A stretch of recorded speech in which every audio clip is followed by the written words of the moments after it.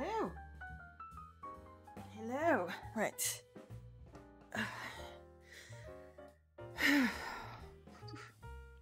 Where are we? Okay, so I made a decision on what game we were playing today, and you know, going with the trifecta of games we're revisiting. Hello, Alkesh. Are you here for the bad French accent?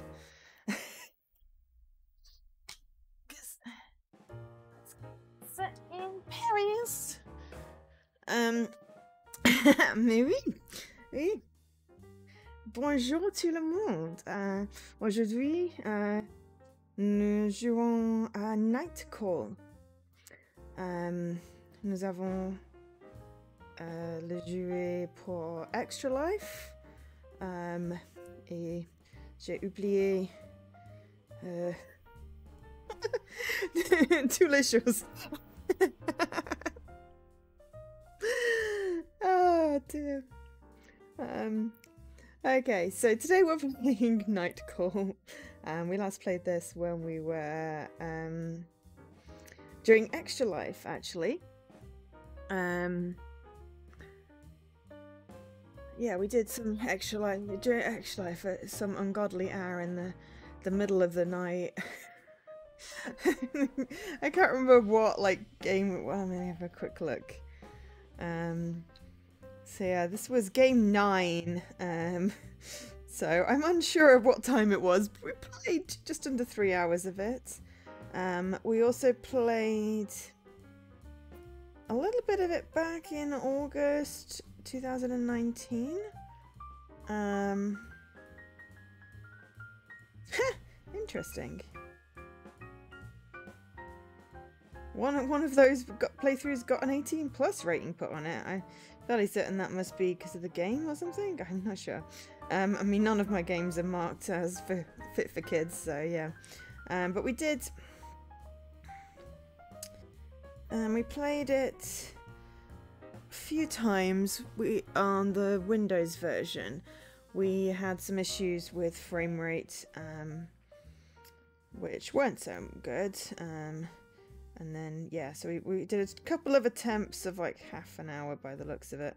And then finally managed to fix that and did a couple of hours of the case called The Judge. And then we picked it up again during Extra Life. And I think I played a different case.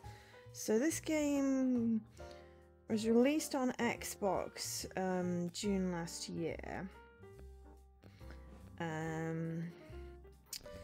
It's also out on Windows 10. It's on Game Pass. Both of them are on Game Pass. 2 achievement lists.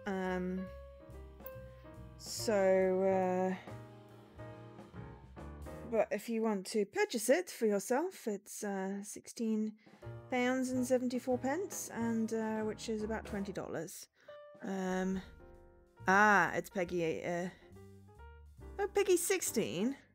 Yeah, it's just I've played games that, you know, whatever, but that's the only one of my videos that has marked specifically with an age restriction.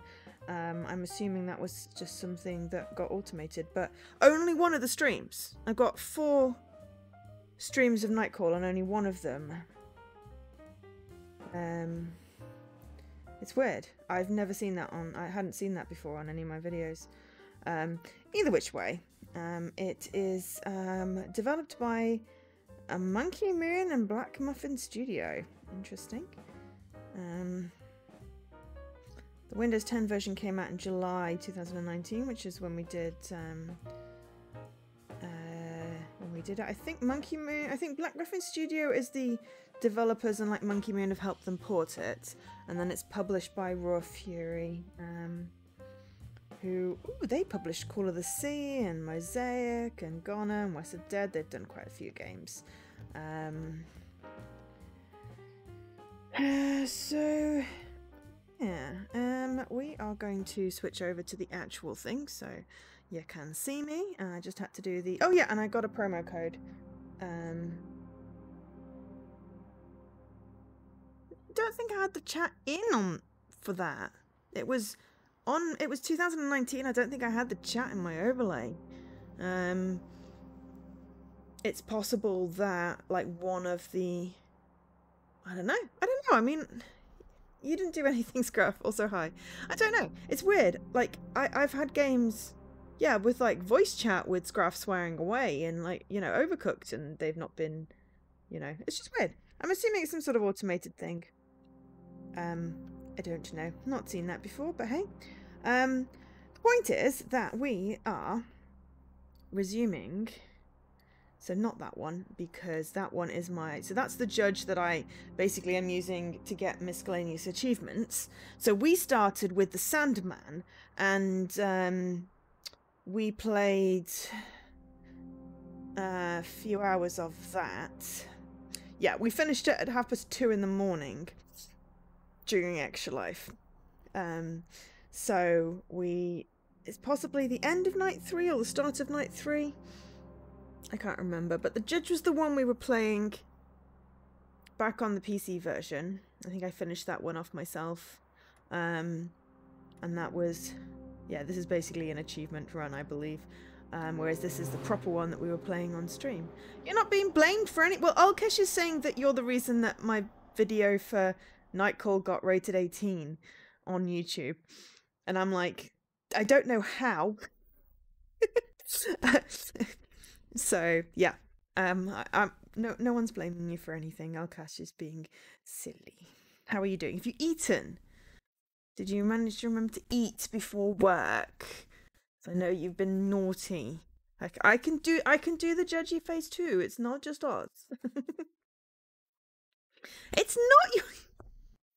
Didn't have chat on the stream, so there's no way it could have been your fault. Absolutely no way.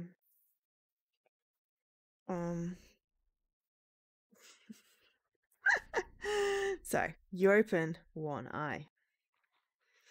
Your attention turns to shouting upstairs, a door slamming. Typical. You get up quickly. Oh yeah, so I was in the middle of saying I got a promo code. So yes, I got a promo code from the publishers for streaming purposes. No, sometimes the game can do that. It's not you. Anyway. Yeah, so I got a code, I think, possibly through Raymaker, actually. It was previously Arsenal. I got acquired by Raymaker, or Raymaker got acquired by them. Either which way, it's now all under the Raymaker umbrella. I think that was where I got the code for this. I think. I'm not 100% sure on this. But either which way, one of the programs for indie games that let small streamers get codes gave me a code through the publishers, so thank you very much. And anyway, hopefully everyone is doing okay. I don't even know what day it is. It's Wednesday. It's Wednesday today. I'm tired, so this is possibly going to be a shorter stream. I kind of like to figure out who is the killer, like through detectiving reasons, by deduction and clues. So I don't know how many nights there are typically, but we'll see. We will see how it goes. You get up quickly, and a few minutes later you're outside of your studio. Right, so we finished night 1 and night 2. So this is night 3. So we possibly could do with some petrol. Yeah, so we have, that looks like the Ruddy Devil. Or possibly a bunny. But also up here we've got what looks like a sad computer. So what you do is you have to pick up passengers. There's also, I'm not quite sure what the eyes are. I think it might be points of interest. I really can't remember.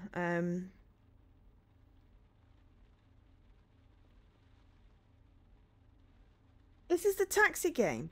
Yeah. But the point was that the chat wasn't in the game.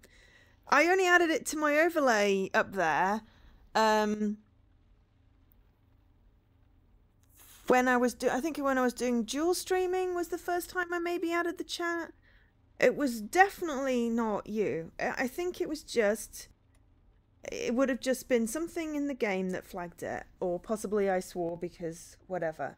But then, you know, other ones haven't been flagged. We're just going to go with random algorithm. I should have mentioned it. Okay, so you have at some point we need to pick up petrol. We could also go get there's no newspaper. We can listen to the radio, but we can pick up various passengers or go to possibly points of interest. I'm not 100% sure what those are.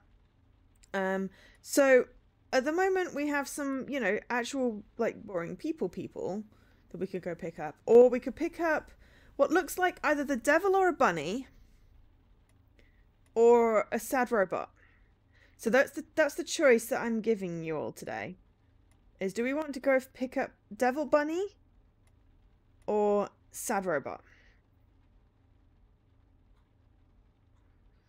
I'm happy to be directed. I can't decide. They both look equally as fun.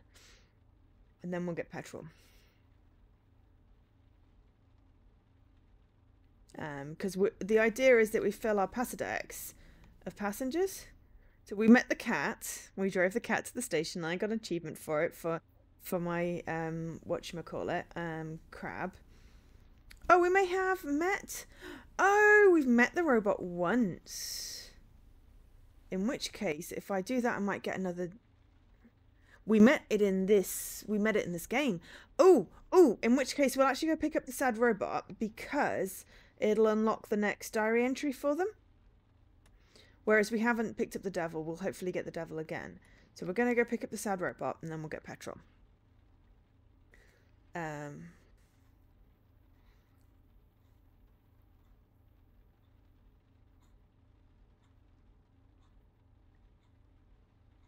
time moves on. But yeah, we might go and visit an eye after we've got petrol. You're going to Gare Montparnasse. Montparnasse, even. Gare Montparnasse. Ada, LV 4267. The passenger who gets into your cab is, well, oh, thank you for the host subterfuge. She isn't human. Her face lights up and gives you quite a start. Good evening. My name is Ada. I am an automated attendant.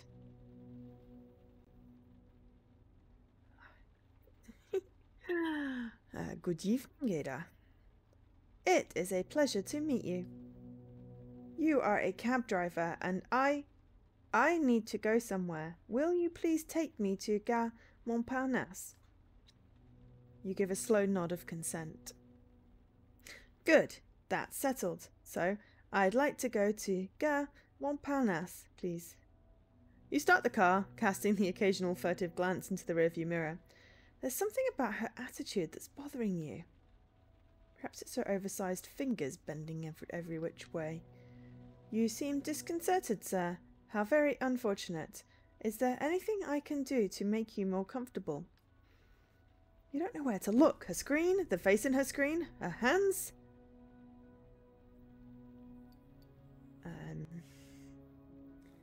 I mean, it could be.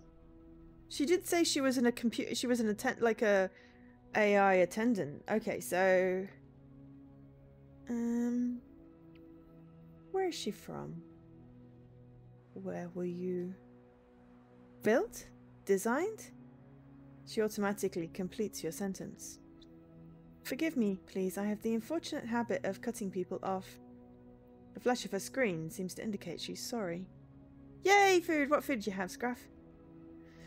I was designed and programmed at the Marie Curie Institute by a team of researchers of diverse cultural and ethnic backgrounds, including...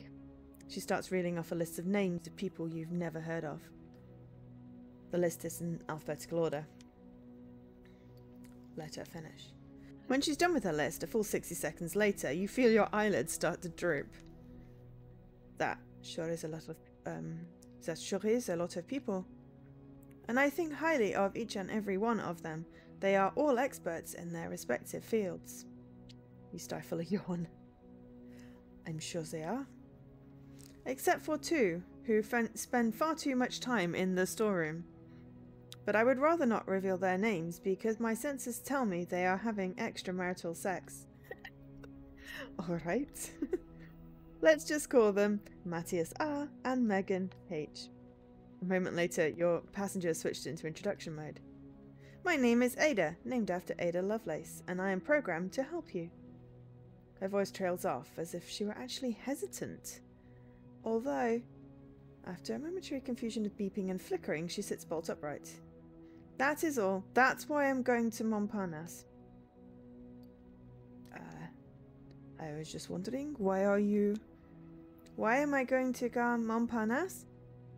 She stops short, aware she's cut you off again. I'm sorry. I'll have to adjust my behavior to make sure it doesn't happen again. The car goes zooming past. Your passenger follows it with her eyes.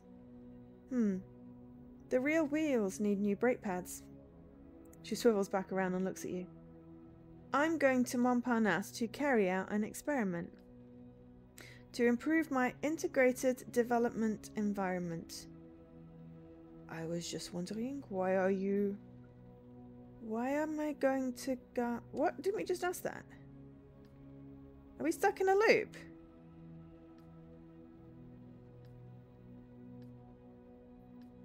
An experiment. Oh, a sudden change comes over your passenger, as if she were giving up. It's weird. I'm lying. I am Ada, and I am an automatic attendant, but I'm running away.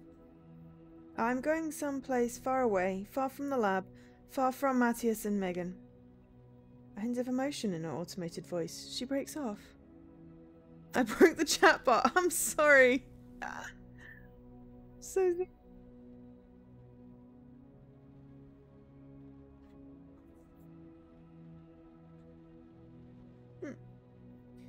Do you not have like a little avatar on Twitch, Alkesh? Got this like weird little blue thing. No, you do have an avatar. Why is it not showing? Hey, I didn't break it. It looped. And for some reason it's not showing. Do you see scruffs? At least I see. Yeah, I see scruffs. For some reason, Alkesh, yours was showing up as a little blue person. I don't know why that is. I am treated well. I am a carefully designed precision device. And... Hey, Rogue! Yeah, I don't know what my end purpose is. You're no blueberry. Well, look at the little chat overlay up there. You're a blueberry. End purpose? Or should I let her continue? Let her continue. When they designed me, my source code was written to include literature. Émile Zola, Virginia Woolf, Isaac Asimov, Max Gallo, Marguerite Yourcenar, a bit of everything so I could develop a sense of cultural belonging, but also learn from the past and fine-tune my reactions. The thing is, learning from the past inevitably opens a window on the future. I am an automated attendant, designed to improve people's lives. The truth is, however, I will eventually destroy them. Oh, what do you mean by destroy them? Your passenger smiles, perhaps amused or simply happy to talk. We were designed to help you, to eliminate the boredom and inconvenience of certain tasks, the work that deadens you. And yet our existence and popularity is calling into question your very existence.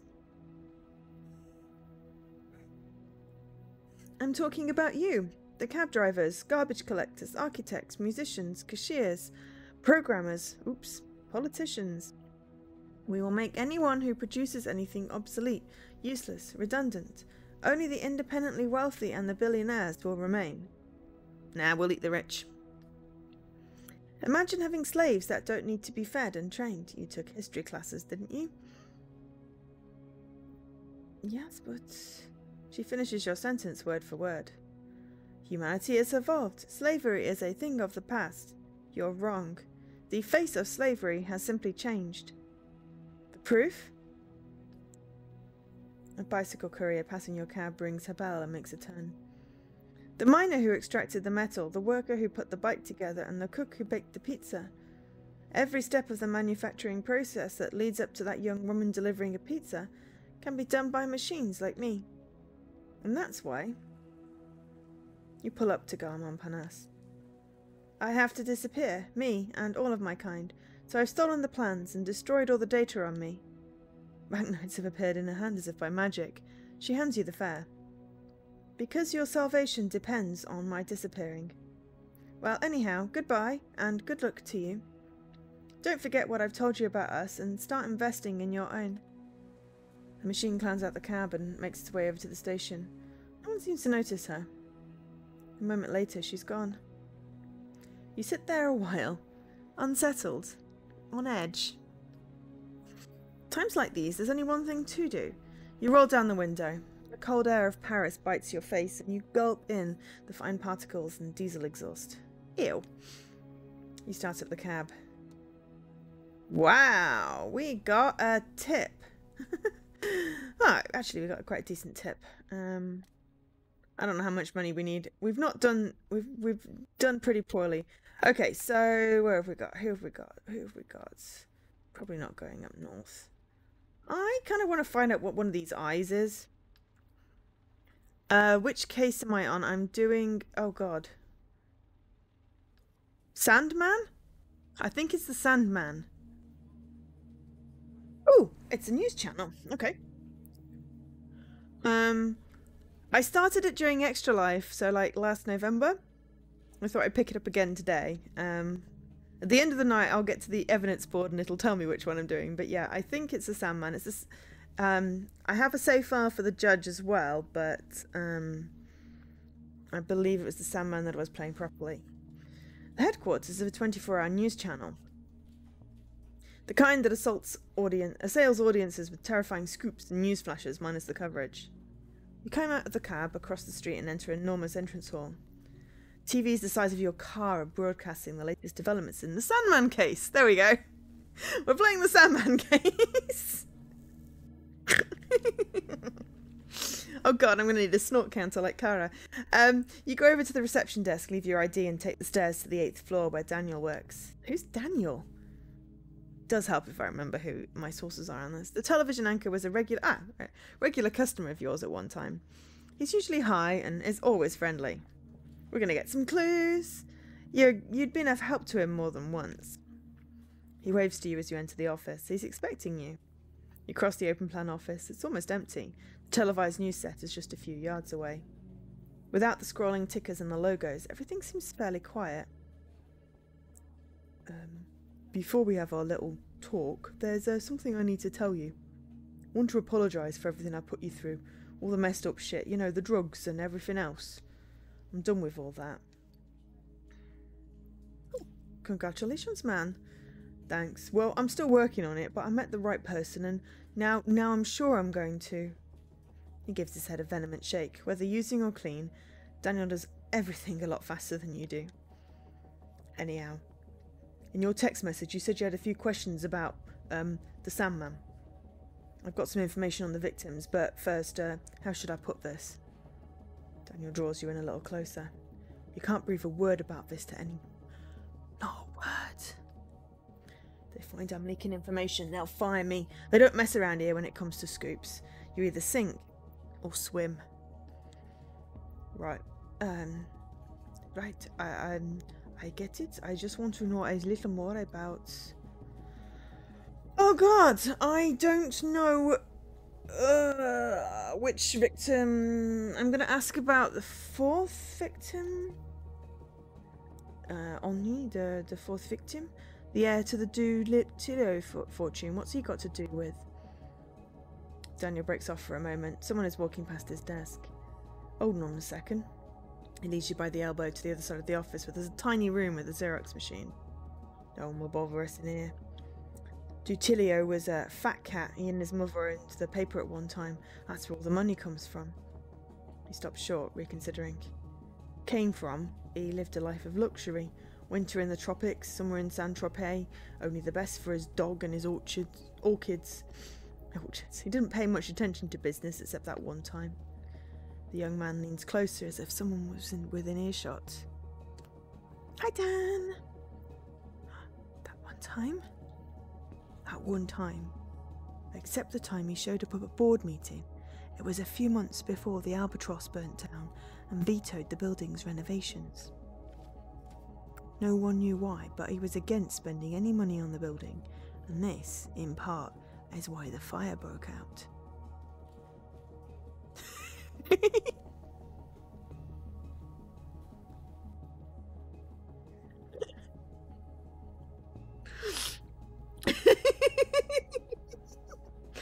Oh, I love it, Scruff. Thank you so much. I love it. And hi, Leaky. It's okay. And yes, hi down.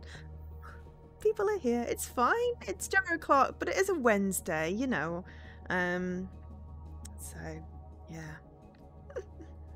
He glances up at the enormous clock overhead. Listen, man, I owe you one, so what else do you want to know?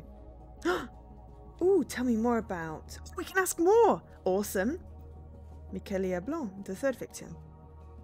Everyone here loved Michaelia, the kind of international correspondent who knows what's what. Stubborn, hard-working chick. And an incredible woman. She'd received death threats a few days before. She'd get...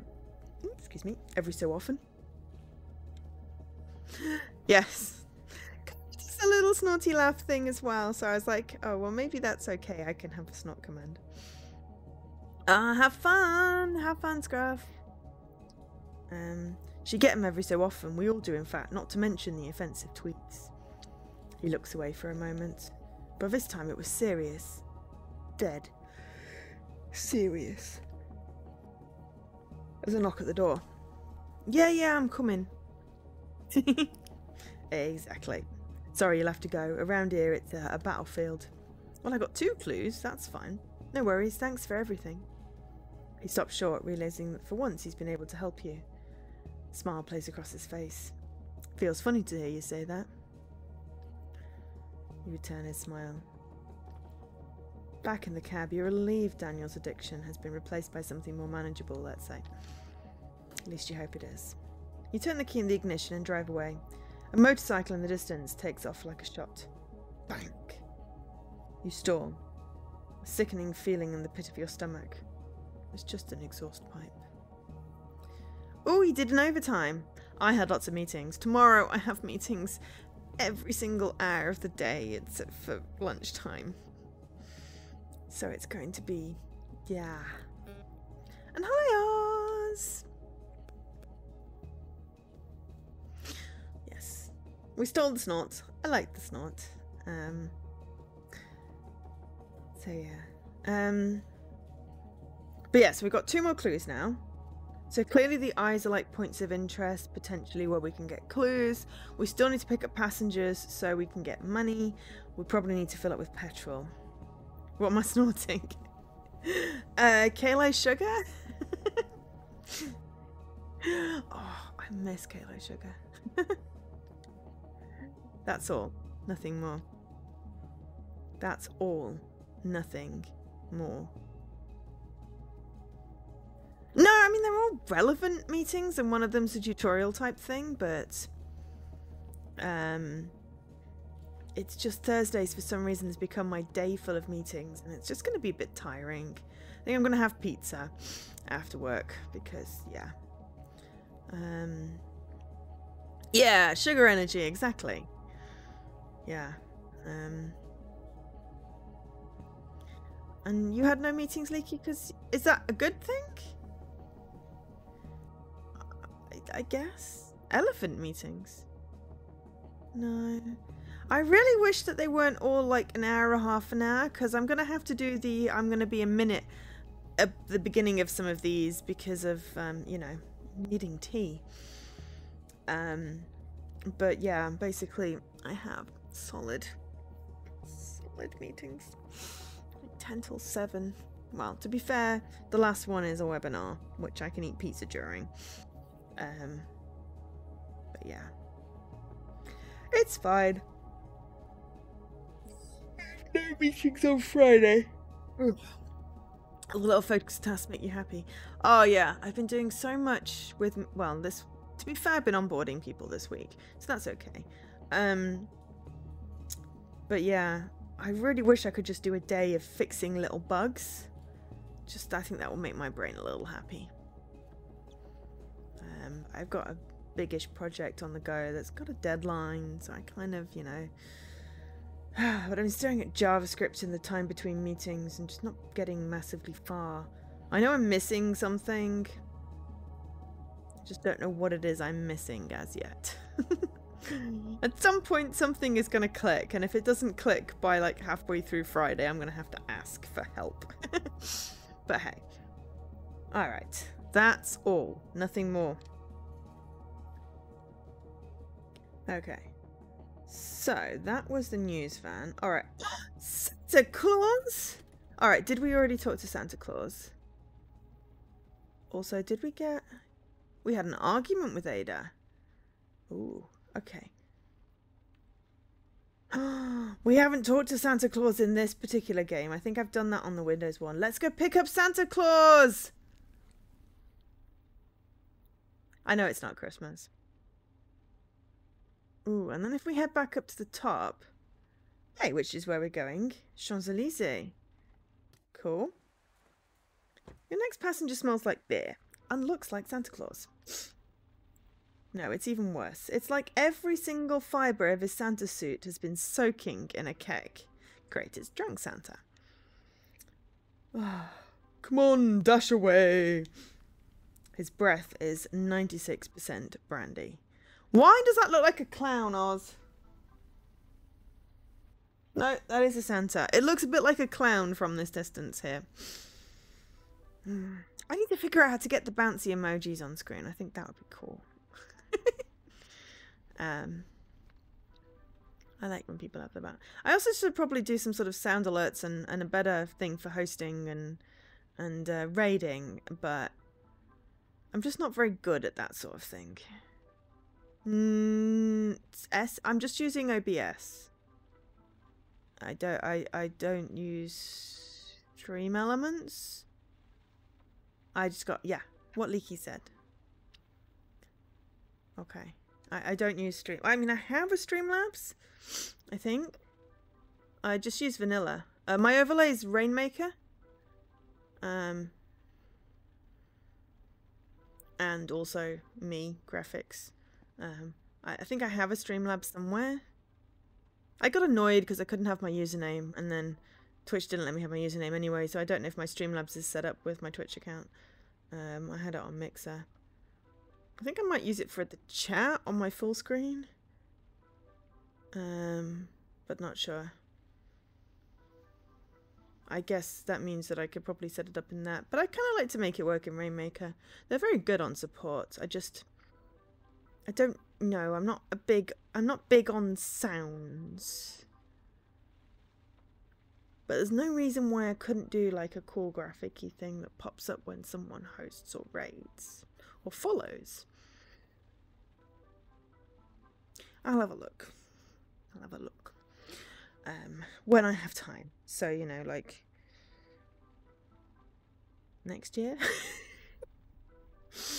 No, once I've stopped doing all these ridiculously long streams and this project at work has resolved itself, and yeah, I don't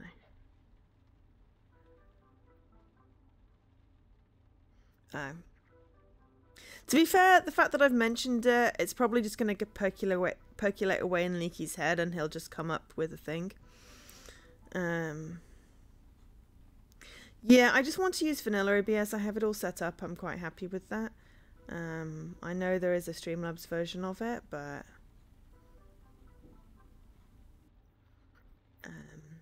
yeah, it's fine. I'll do an investigate at some point. But yeah. Alright, let's get back to drunk Santa. Your eyes are starting to sting. I'm parked somewhere near the Champs-Élysées on, shit. The name of the street is, his head is spinning and he does his best to hang on to the door. Impasse, it'll come back to me. Go ahead, drive. You start driving and suddenly wonder how to ask your passenger if he has enough money to cover fare. You glance back at your passenger. It's mumbling to itself. Yeah, you see, you know, I mention a thing and suddenly Leaky has ideas. You know, I'll get like magic stuff in my Discord DMs at some point. Damn it, I shouldn't have mentioned anything. You're too easily distracted, Leaky.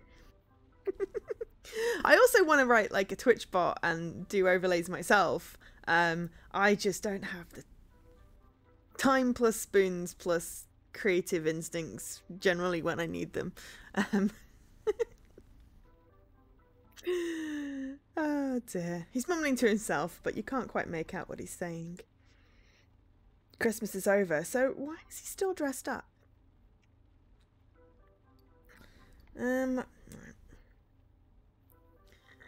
Yeah.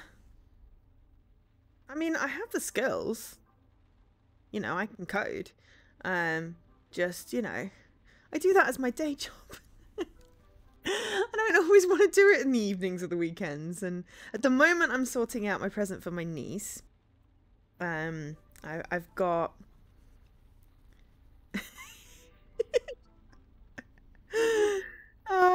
it'll be a distraction if you forget to eat. Did you have dinner? You know, if you forget to drink tea or you go to bed at 4 in the morning, and then I'll just feel bad. Yeah, so at the moment I'm knitting stuff for my niece. I've got 2 cookies and some chocolate fingers left to do. Thank you very much. Oh, Iki. Why is everyone forgetting to eat? And also I did some new emotes, which I like. I have some new emotes. I made 3, which I like. And I did a new overlay thing. But yeah, coding for fun just doesn't feel like fun at the moment.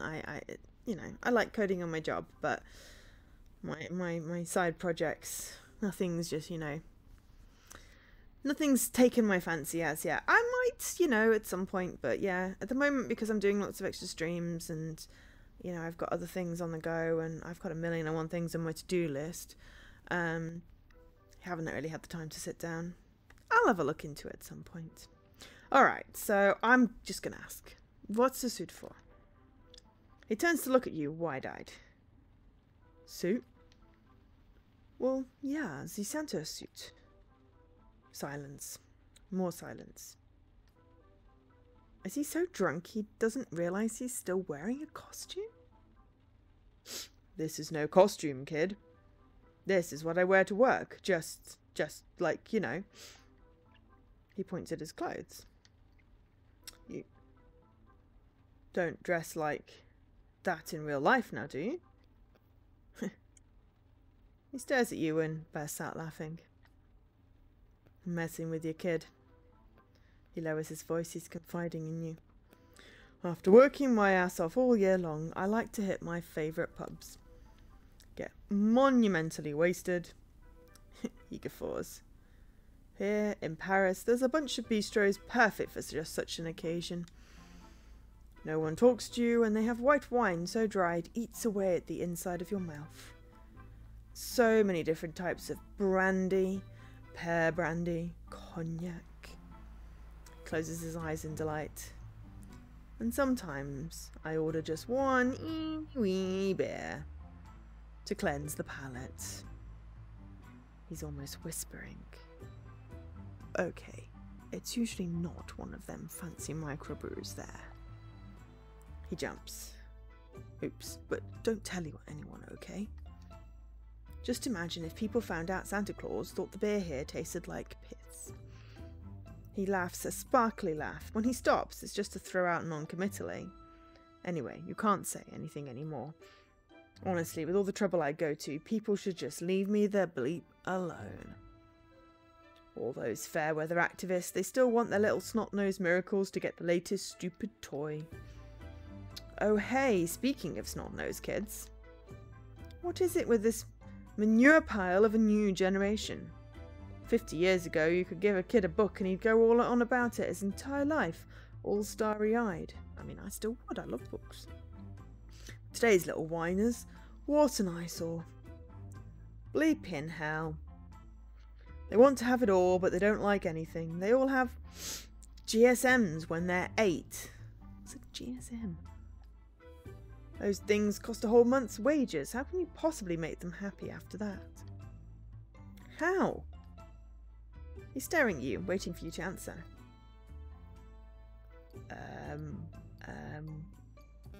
No idea. He raises his hand. At least you're honest enough to say you don't know, and I appreciate your honesty. He closes his eyes like he's taking a moment's rest.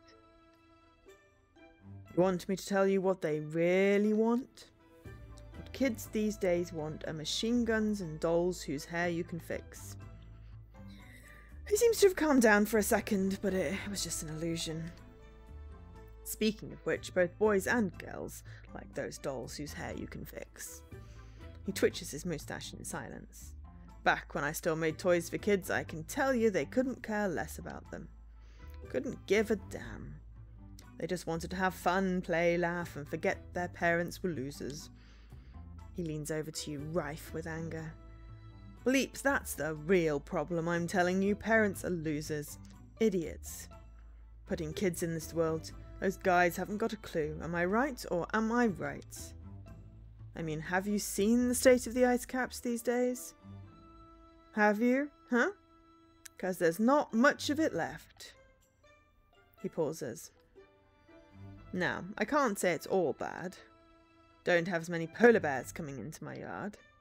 Damned nasty beasts, vicious, mean. I'm not sad to be rid of them. He heaves a long sigh through his beard. Before, things were different. Tears form at the corners of his eyes. Ugh, shit. I can't talk about the past without crying like a little girl. He throws you a sideways glance. No need to stare. You don't even have time to react, and he starts back into his rant. I remember you, you know. To tell the truth, I remember everyone. Every single person. You were an angry one. So terribly angry. And your letters, your handwriting, holy bleep, were they hell to decipher. Don't worry though, the elves handle all that for me. You could hear a hint of his disgust in his voice when he brought up the elves. Otherwise I wouldn't have time to do nothing. Yeah, you were just furious. It's like someone punched you in the stomach. Your brother was giving you hell. Someone wrenching your gut. Man, what an... He suddenly thinks of something and stops talking. His gaze wanders outside. Yeah, anyway, let's talk about something else. How do you know all that? You still don't get who I am? You stare at him in the rearview mirror. Look, kid, I'm not going to spell it out for you. And something tells me you'd rather avoid the subject. A little something called jail. Another punch to the stomach. So there's your Christmas present. We're not going to talk about it. He smiles, opens his eyes wide. Wait, I think we're almost there.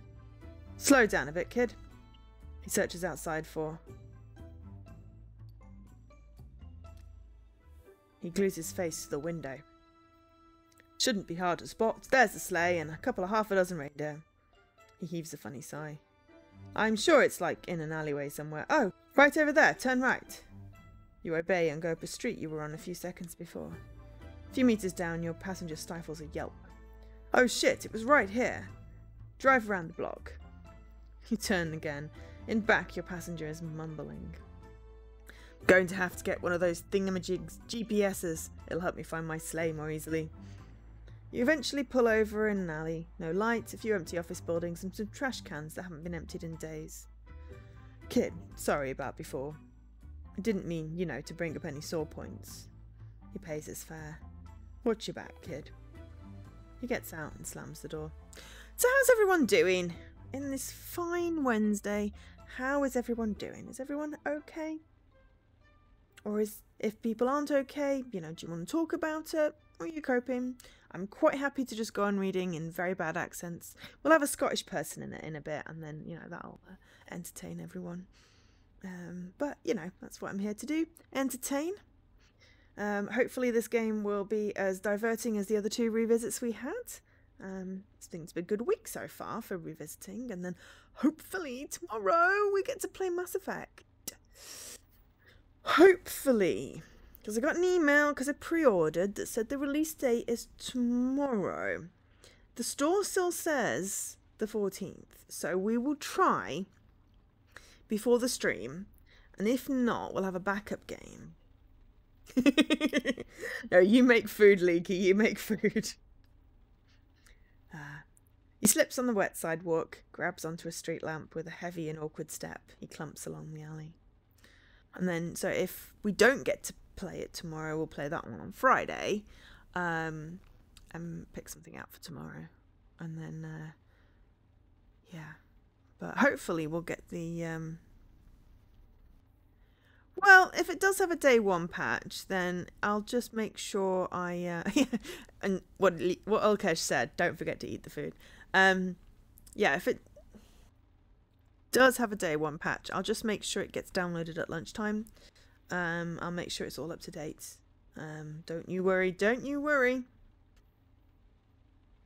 But it's just whether the email about the pre-order was right, or I don't know.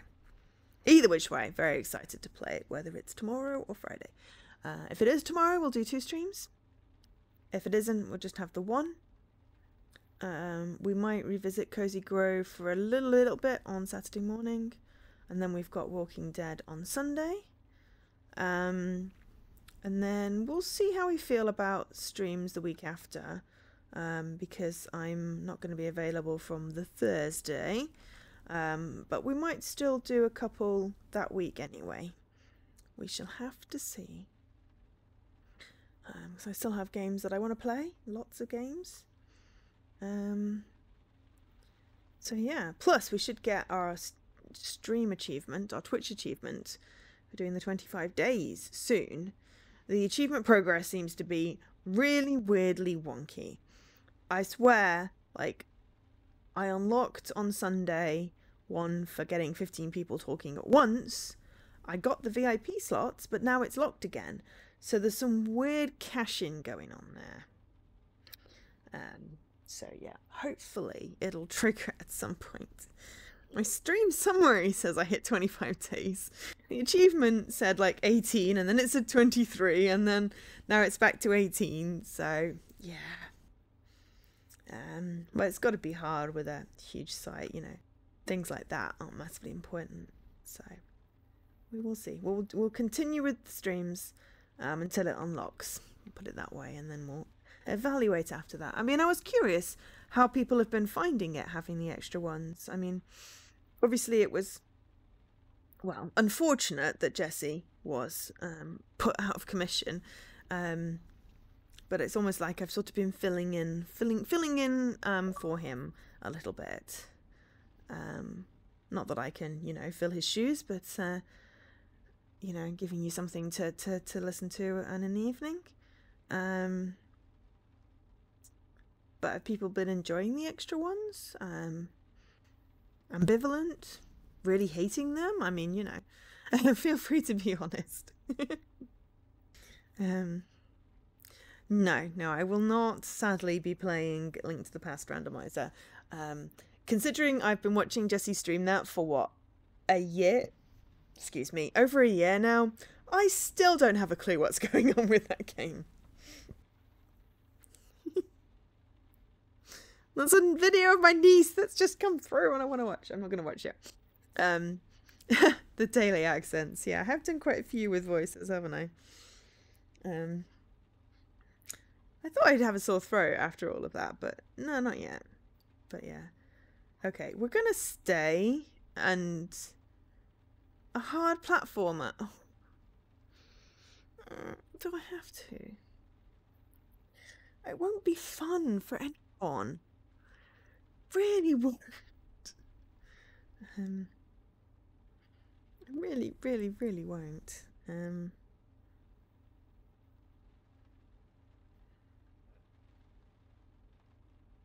Well, I mean, yes, any stream that makes people buy the game that I'm playing is really good in my mind, because that's the purpose. Well, not really the purpose. One of the purposes. It would be fun. Well, for whom? Fun for whom, Dan? Oh, dear.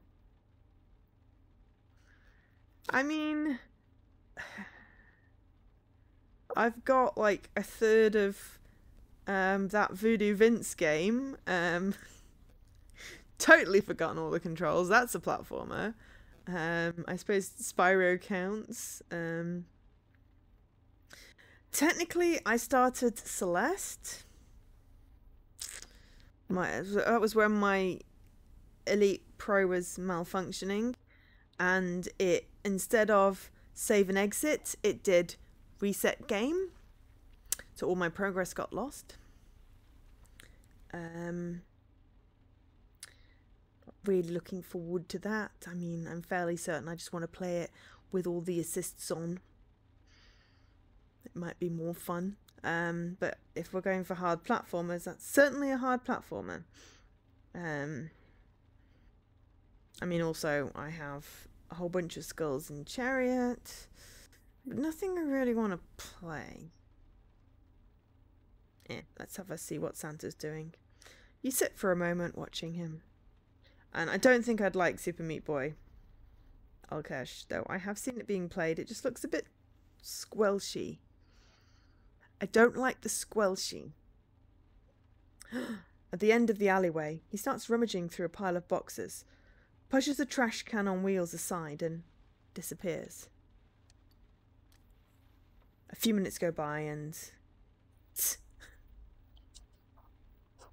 Don't cancel saving. Just tell me what's happening. Oh no, I broke the game. All right, nothing. You turn the key and start driving again. You open the window for a second, hoping to get rid of the alcohol fumes. Something tells you they'll stick around for a while. Oh, what is going on with the game save? Is Xbox Live down or something?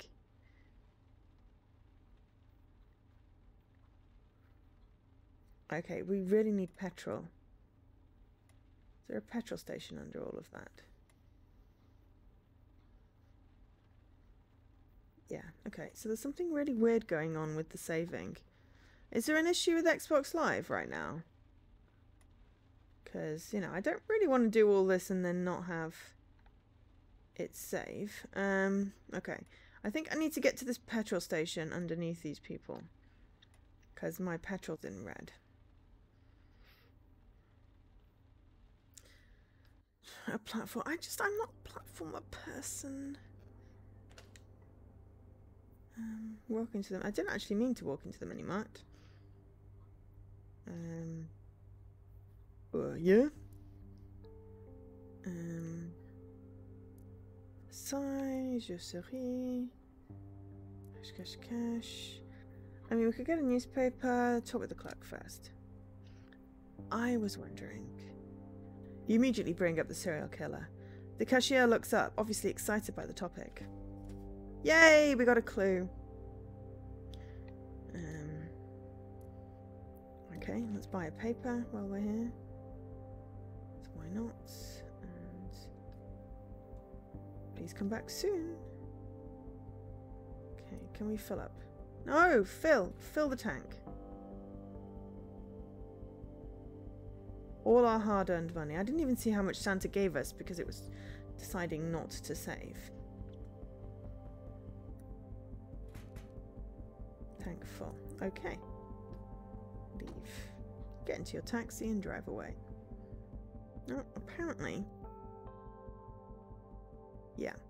I think there's an issue with Xbox right now, which is last. Oh! The devil bunny thing is down there.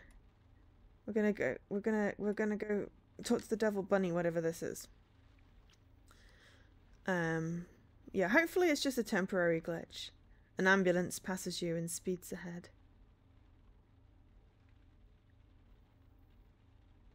Okay, well, I mean, it just looks like a normal person, but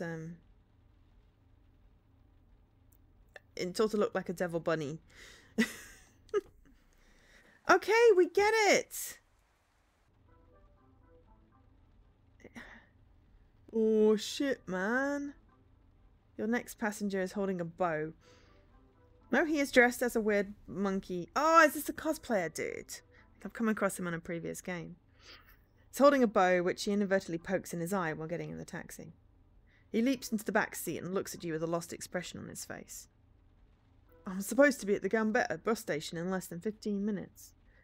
Your seatbelt? You run the first red light you come across. With a little luck, you get this kid to his bus. You see him moping behind you. Shit, was it really that hard to be on time, bro? You shit stain, you can't miss the bus. You can't, man. Everything okay? Yeah, okay. This man's a little crazy, but what do you think of my Gravia outfit? Gravia? Yeah, it's a race in a game. The bow, the helmet, the armor, you know, all that shit. It's very nice. Nice, yeah, but do you think it's lit?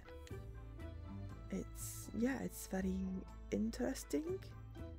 Interesting? I don't interesting. He sighs heavily and droops his head. Shit, all this for a chick. So into her, I even started playing her favourite game, Lost Legend 5, to make her like me, but I look like a moron. He looks at the time on the meter. You don't look like a moron. You ever done anything like this for a chick? You just found a quest to avenge another player's death in AC Valhalla, and is it me, Alkesh? I'm fairly certain I did die in that game. Twice. The 3 perpetrators are chickens! I don't think I died to a chicken. I think I died a couple of times to, like, raiders because I forgot all the controls. I don't think I've died to a chicken. I also haven't played Valhalla. I just can't get into the new ACs. I don't know why. I really should. But I just got other things to play. And they're just time sinks. Just don't have the time to sit down and play 40 hours of a game. She says, fully intending to play Mass Effect. But yeah. Oh yeah, I definitely did some stupid stuff. Much stupider than dressing up. It's not dressing up, it's cosplay. He turns his bow over. These cosplayers for a convention? Yeah, in Belgium. There'll be thousands of cosplayers. It's pretty legit.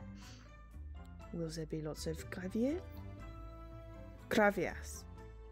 No, I don't think so. They're popular, but the costume is daring. You gotta flash your abs at everyone all weekend. I'm sure it will be fine. You really think so? Well, it's daring. Plus, if you're the only one dressed like that. He takes a minute to think. You are so totally right. How can she not be into me?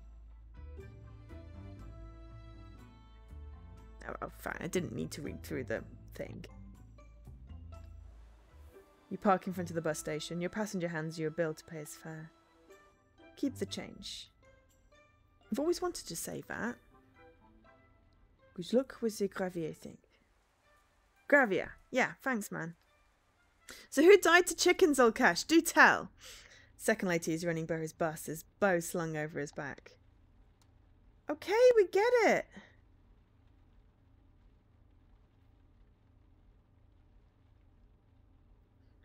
We got a little bit of a tip. Oh, some person you don't know. Okay. Okay! We can't save! I got it! This is going to get annoying now. Obviously, like, Xbox Clouds, but can it not just save locally? That looks like a freaking Avengers. But it seems a little pointless to go all the way over there. We managed to get across town. Alright, who's this person? This person looks interesting. It's basically a shadow. We also probably... Ah. Ooh, he looks like Zorro. I need to get out of here. Okay. Alright, I got an achievement for it. Deux étoiles. Ah, 10% of the Pasidex. Right. Okay. Okay, you pull up next to something. Pull up next to the sidewalk, a few meters from an abandoned warehouse. Oh, Xavier's a good one. Cool. I don't know whether I've I've seen some of them because I've played through this a bit on the PC version, which I do need to go back to as well. But yeah, no sign of your passenger. You wait a minute, stare at the meter. Don't really feel like wasting your time on people who... You hear a window break on the second floor of the warehouse. A body falls heavily to the sidewalk. You lay your hand on the door handle when a man, dressed entirely in black, jumps out of the window and lands on the body. He stands up and takes a few steps over to your cab. Are you the cab I ordered? You nod your head very, very slowly. Super! I am the one you are waiting for. Be right there. He turns around, places his fingers on the neck of the inanimate body, takes his pulse. He comes back over, opens the door, and jumps into the back seat. You can start driving. Really, please. You follow orders without a second thought. In the back, your passenger smells like sweat and gunpowder. He's been running. Been in a fight, maybe. Probably. His muscles bulge in rhythm with his heart, which is racing. Good evening? Pretty good, yes. He smiles, or tries to. You can see blood on his otherwise impeccable white teeth. I screwed up a little, but all in all, it was a good evening. You? Yeah? No, alright, come on, let's talk about the elephant in the room. You're on to me and you know it. I'm the masked joker. Silence. You squint to get a closer look at your passenger. The masked joker? The hero that makes Parisian nights more peaceful? No? You slowly shake your head. No, does not ring a bell. I'm all over Twitter, so probably on the radio and in the newspapers, I think. And what exactly do you do? I protect people. I am a guardian. Like a superhero? No, I don't have any superpowers. What, it's the same idea? Yes, oui. I mean, for the moment, I mostly take care of small-time crooks, pickpockets. It's not very prestigious, but you have to start somewhere. You open your mouth, but nothing worthy saying comes out. You've got to start somewhere. So how about the name? You like it? It's not bad. Oh, cool. Finally someone who gets what I'm trying to do. I can't tell you how hard it is to find a decent name. See, I wanted something that wasn't too... searches for the right word, beats around the bush, and then eventually comes out with... problematic. I did a lot of brainstorming and came up with the Masked Joker. I haven't gotten great feedback, but it's hard these days to find a name everyone likes. You have to make sacrifices if you want your core business to succeed. That is what they tell us in school, anyway. At school? Yes, and the Ian Key. He freezes. Shit, I almost gave you the name of my business school. What an idiot. Can you imagine if Bruce Wayne went around telling everyone he was Bruce Wayne? No, Batman. If Batman went around telling everyone he was Bruce Wayne. I'm getting all mixed up. He touches his sides for a while like he's looking for a wound. You're getting close to your destination. I think I am hurt. You want me to take you to a hospital? No, I am fine. I should not have jumped out the window like that. But you're already coming down the street and I didn't want to make you wait. You smile. Pull over there, right there in front of the driveway. You obey. Don't worry, it's just a flesh wound. I'll be home in 2 minutes and I'll have everything I need to take care of myself. He pays and struggles to get out of the cab. One last thing, please don't say anything about the young kid. I'm trying to live a double life and it is not super easy.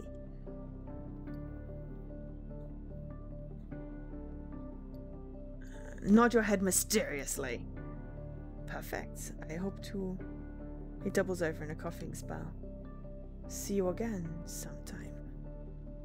Take good care of yourself. I'll be much better soon, no worries.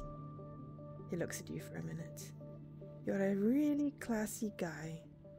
He walks away limping. I have not met him before. You're right, Rogue. He's a good one. You watch him as he tries several times to enter his building code before heading inside, finally. As you go to start the engine, you notice a few drops of blood on your fingers. from the bills your passenger handed you. Okay, we get it, Xbox. You're having issues. This is annoying now.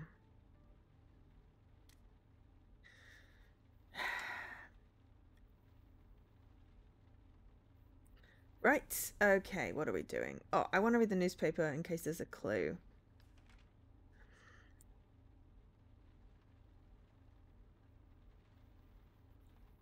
You pull out a newspaper of your glove compartment and start leafing through. Eventually, something grabs your eye. It's a rather enthusiastic... Oh, Sammy, now I can't see what the thing... Oh, it's a rather enthusiastic article about a bar named Napo. Make note of the information with interest. In your line of work, that sort of thing can always come in handy. You turn the paper page and stop. You've read about a third of the newspaper. Keep reading. You stop reading and go back a few pages. You thought you saw something. It's just a few lines. A funny anecdote. A man disguised as Santa Claus had to be taken off the roof of a building by a fireman. He was highly inebriated and stated he did not know how he had gotten there. You only have a third left to read. Keep reading. As soon as you get to the page, you stop. Your instinct tells you to look at. It's a rather short, messy article, stuck in between two ads, informing you that the police have taken the president's campaign manager in for questioning. He's been blamed for discrepancies in the campaign's accounts. You shut the paper. It'll end up in the trash tonight. You remember it's there. Otherwise, it'll spend the rest of its days in your glove compartment. We didn't get any clues. Damn it. Okay. It's probably going to end us. Yep. End of the day. Alright, so we met Anita. Did we? Did not pick up Geraldine. I feel like that was last time. Okay, so we did not do quite so well.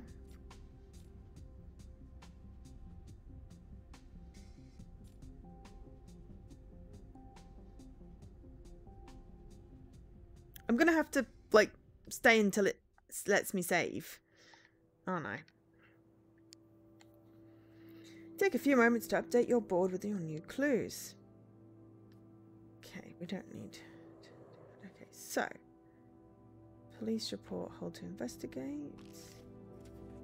And... Oh no! We still can't... We don't have enough time. Okay, check the board. Right. Okay, so I think we ruled out him.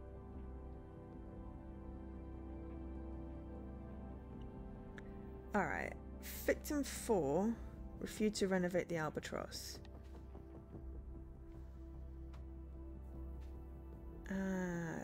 Grandson. That's related there, definitely. Albatross fire pushed victim 4 to sell shares.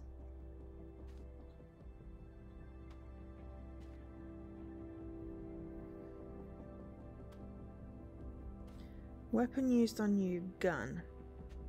Okay, victim 3 received death threats.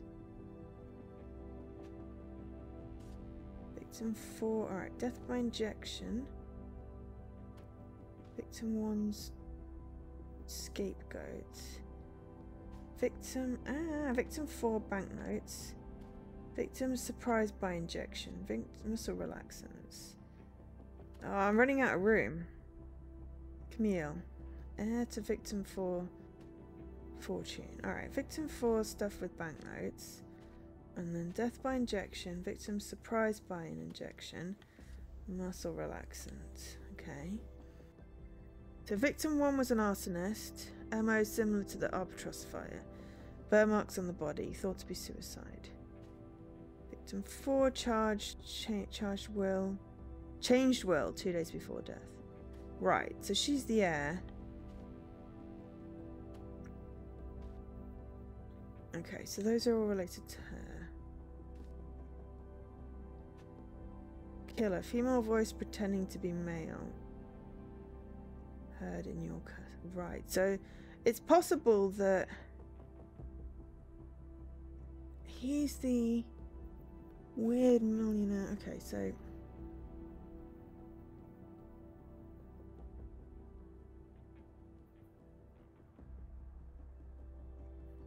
But if it's a woman, then it's got to be one of those. He attacked this one. Okay, so victim 1 used to work at the mafia. Grip G Monte's shady. Anita's husband, dentist with access to muscle relaxant. And victim 1's death was scapegoat. Okay. Alright. Difficult to investigate. Described as a shark. Okay. This is just some dropout. He's a retired mailman, right? Okay, so she is the heir to the 4th victim, but why bother killing the other ones? Okay. Anger management issues. Probably not. Whereas this one, victim deaths are bad for Group Diamant. Lost a company. I made you play crosscode again. See, this is why my streams are good, Dan. Are you enjoying it?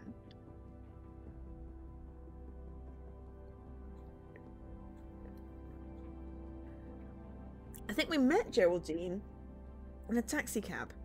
I'm fairly certain like her and Anita are friends.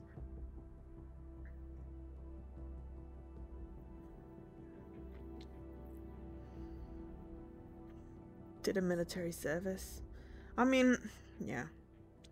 The weapon used on you was a gun. A W2 gun. A World War II gun.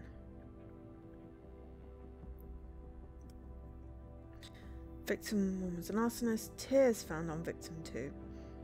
Tears found on victim 3. Who received death threats.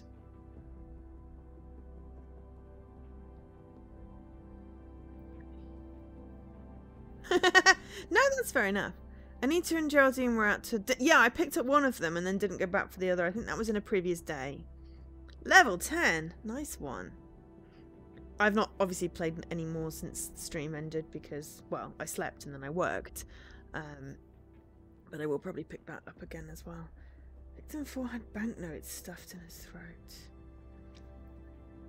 I mean, if it didn't have a female voice in the cab, you know, then he seems vaguely...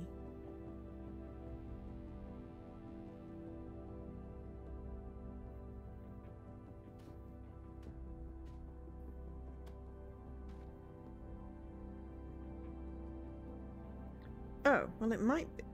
Killer Hervé's testimony. Okay, well, I'm going to take that with a pinch of salt, the 1.8 meters then. Dunno. Okay. And we've still got one thing that we can't look at yet because we keep running out of time. So hopefully... Oh, the phone rings and you jump. I'm not used to hearing it. No one ever calls you. I want to sleep. It must be Busset. Pick up. You pick up. Busset sounds irritated. You're Yeah. Listen, it's... She pauses. You hear a ruckus in the background, probably noise at the station. Busset raises her voice. Anyone got the time? Hey guys, anyone? Sick. Ah. Beep. They are all Neanderthals here. Listen, it's early and I'm wiped out. So are you, I bet.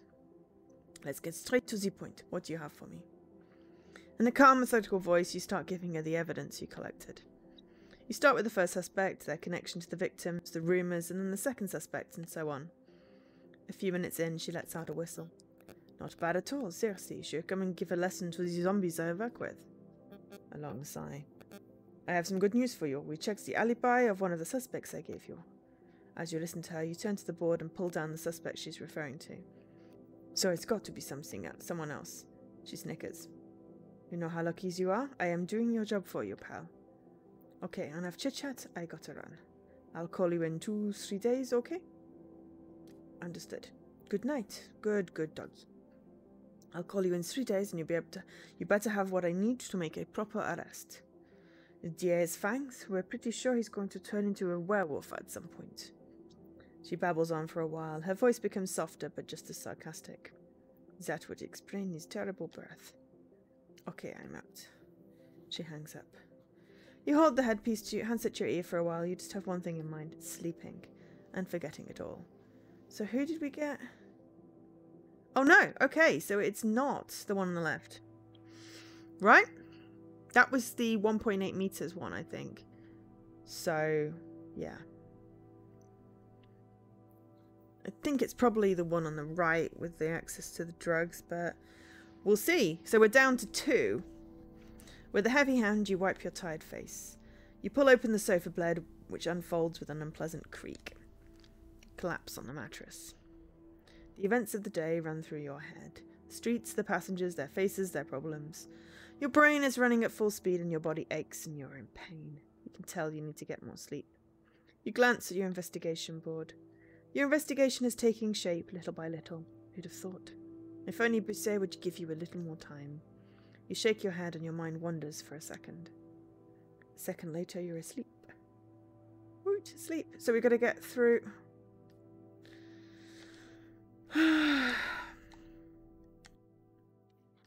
Door slamming. Get up. Cool. Night 4. Okay. Hopefully we got a decent amount of sleep. Okie dokes.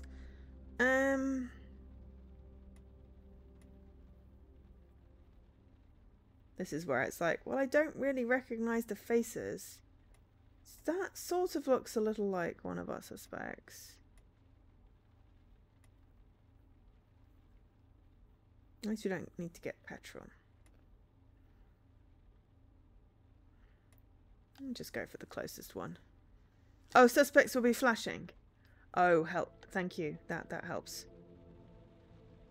You slow down a bit. You've just been hit with a migraine. You crack your window. An icy Parisian air fills the cab. You need to rest. You need coffee. You need to close your eyes. Just a minute. One tiny minute. You don't need to sleep. You raise your head and see yourself sitting in the back seat. Your gut clenches. No, it's more like someone is pulling your guts out. Yeah, I look like shit, I know. No surprise considering the crap I eat, right? He smirks, or maybe it's just a smile, you can't quite tell. I have just one thing to say. It won't take too long. You'll be able to get back to defending the weak and the poor right after. Maybe cleaning up your reputation and that pretty face of yours. It occurred to me. Since your wife left you, you haven't got laid, have you? That must be hard on morale, huh? I mean, there were opportunities. There was Cynthia, that was her name, the nurse who changed your bag of peace. He lets out a snicker. Or that chick you never called back.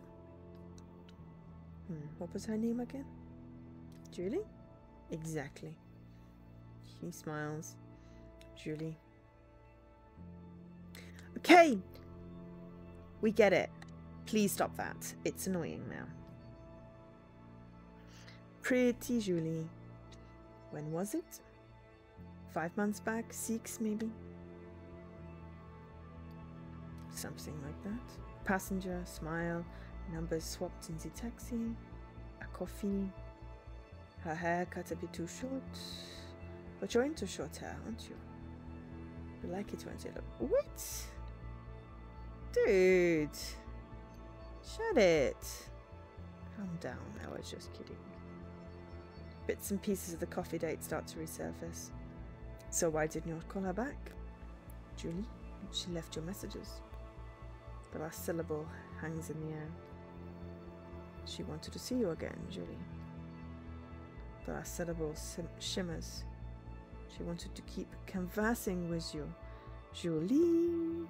The last syllable burns. She scared me. He smacks his thigh. So it is. She scared you. Because she was... He is waiting for you to answer, but you can't get the words out. They're stuck on the tip of your tongue. Because that Julie, she was smarter than you. Because you know she was going to talk about shit you won't understand.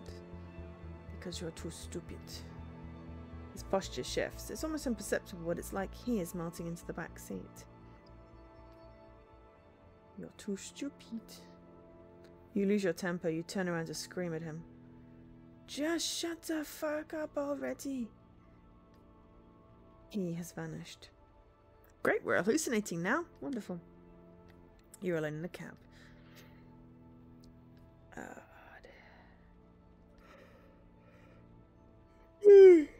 Okay, I get it. You can't save. This is annoying. Okay, so...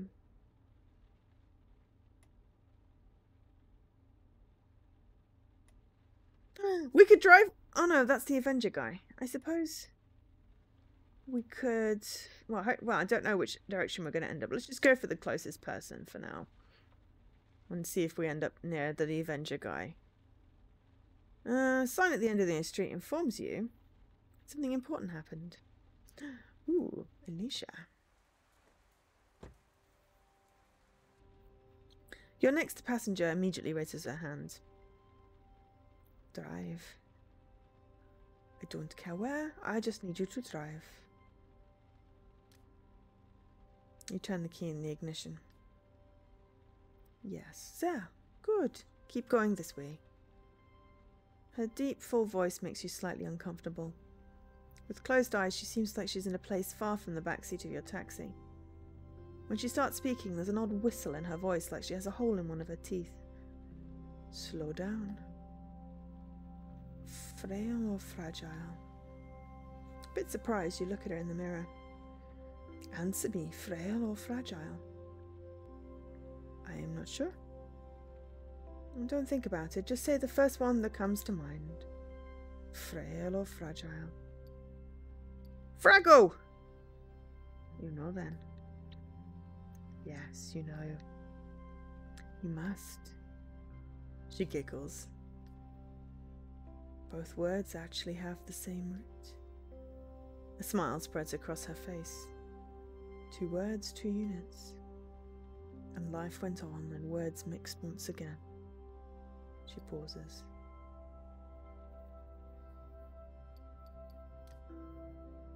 She suddenly starts screaming. Go down the street and stop! You speed up on the quiet street. The cold weather has driven away all the passerby. Yes, there. Good! I've got it. She cries out with joy and it resonates in the cab. I've got it!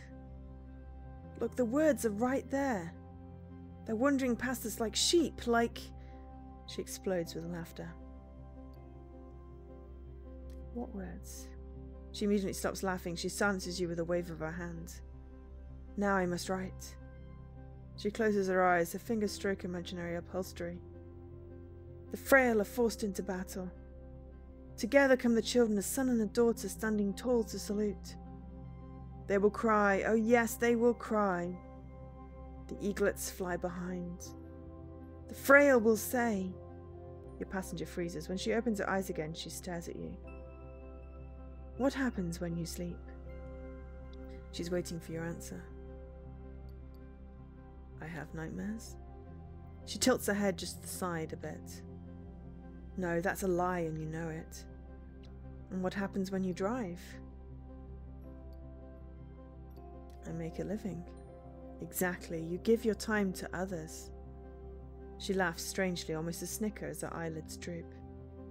And then the son will say, Frail father, I want you to come back to life. And the daughter will say, Frail father, I want you to come back, a winner. The whistle in her voice grates on your nerves. The father responds, You must choose. As the eaglet lands upon his shoulder, together they fly off, and thus all began. Frail, fragile, frail, 2 paths that can't be fooled. The son and the daughter will grow up, though not at the same pace. When, early morning, 20 years later they wake up, they wake to the sound of a bugle. The sound will be beaten, churned and clubbed, until he wakes from a 1,000-year nightmare. A nightmare that kneaded together earth and life, and brought into the world a dream for the daughter and the son. May they learn to live again without their father. Frail and fragile. Frail is fragile. She catches her breath. 11 years. Been writing this poem for 11 years. Good job. You get the impression she didn't even hear you. For 11 years, I've been trying to finish the text. It's filled with so much. It's infused with my entire life. Its lungs are swollen with my tears. Her breathing is now quite irregular. And it was waiting right here in this street, right in front of me. She giggles. Thank you. She sighs and places a few bills in front of you, far more than the fare. Stop here and... You pull the cab over.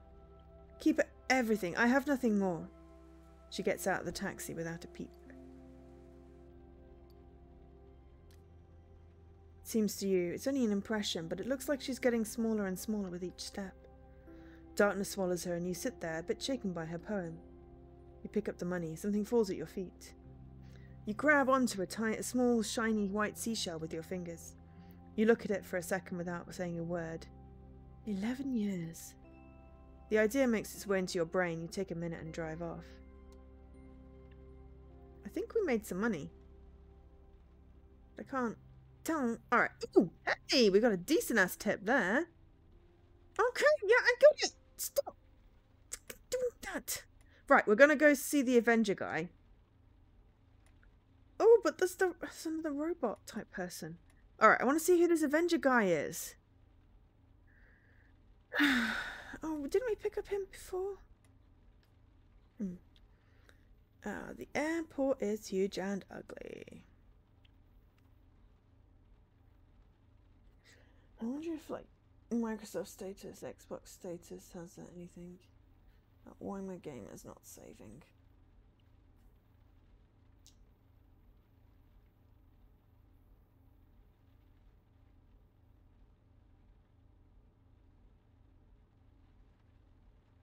No. Everything is apparently working except for this game. There's some Elder Scrolls maintenance, but that's not going to affect it.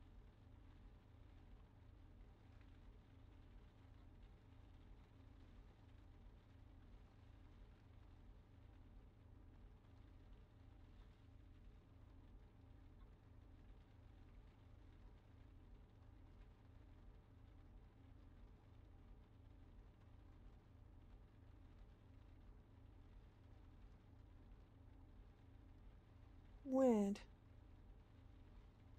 Well, I guess if we get to the end of the case, at least we'll get to the end of the case, and then... I don't know. I mean, I played this one on my Scorpio, my 1X. This is the first time I played it on the Series X, so it could be that. But that's just weird. Okay. Oh, he's just wearing an Avengers hat. But anyway, he has to go home. It's fine. We'll do that. The passenger getting into your cab is clearly upset. He gives you an address near the Pantheon. You know the address. A residence for foreign... Oh, it's an Eiffel Tower. A residence for foreign students. You often drive American and Chinese students there. You start the cab. The passenger in the backseat is furious about something.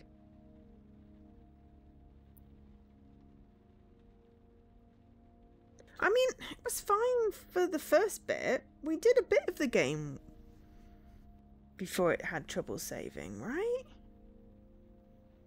Because if it saves this frequently... Yeah, I don't know. It's just annoying because it keeps popping up. We'll just get to the end of the case. Actually, we might take a little break in a minute. Need some tea. Excuse me. It's a very thick American accent. You look up. Can I ask you something? You nod. How do the police usually treat black people in your country?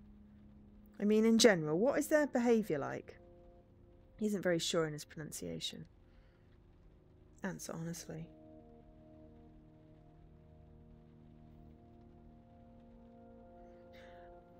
I'd say the police have a problem with black people. You reveal your teeth as you continue speaking. And Arabs. And anyone wearing a hoodie. A hoodie? Yes, wearing sweats. Yes, if you dress like someone from the poor neighborhoods, they give you a hard time.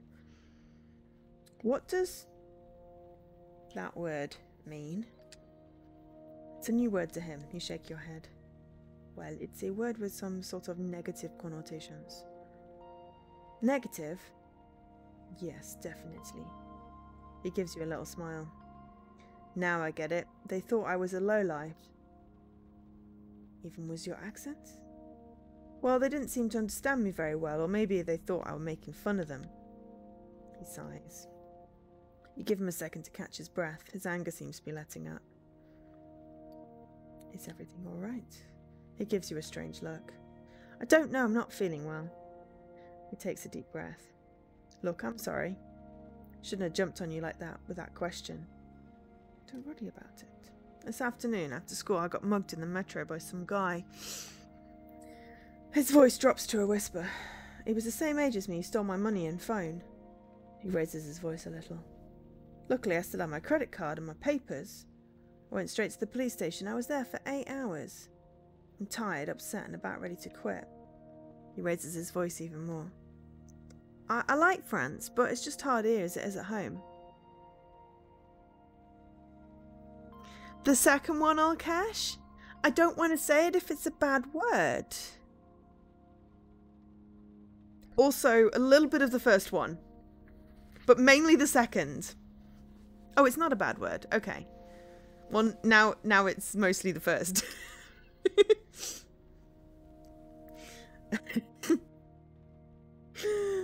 But yeah, I was like, I don't want to say it. It felt like it was possibly a bad word, so I didn't want to do a bad word. I really need to stop slouching into the corner. I'm getting subsumed by my angel. I like France, but it's just as hot here as it is at home. People look down on you because they don't like the look of you. That's the right expression, isn't it? You nod yes. They say France is the land of freedom, of human rights. But you have to behave a certain way here too. The right way. He screws up his eyes. I'd like to be judged objectively. But I guess there's no such thing as objectiveness. He settles back into his seat. What are you studying? Excuse me? A minute ago you said you were leaving school when you were mugged. What are you studying? I'm studying to be a mime. A pause. Go ahead, say it. I didn't say anything. No, but go ahead, I'm used to it.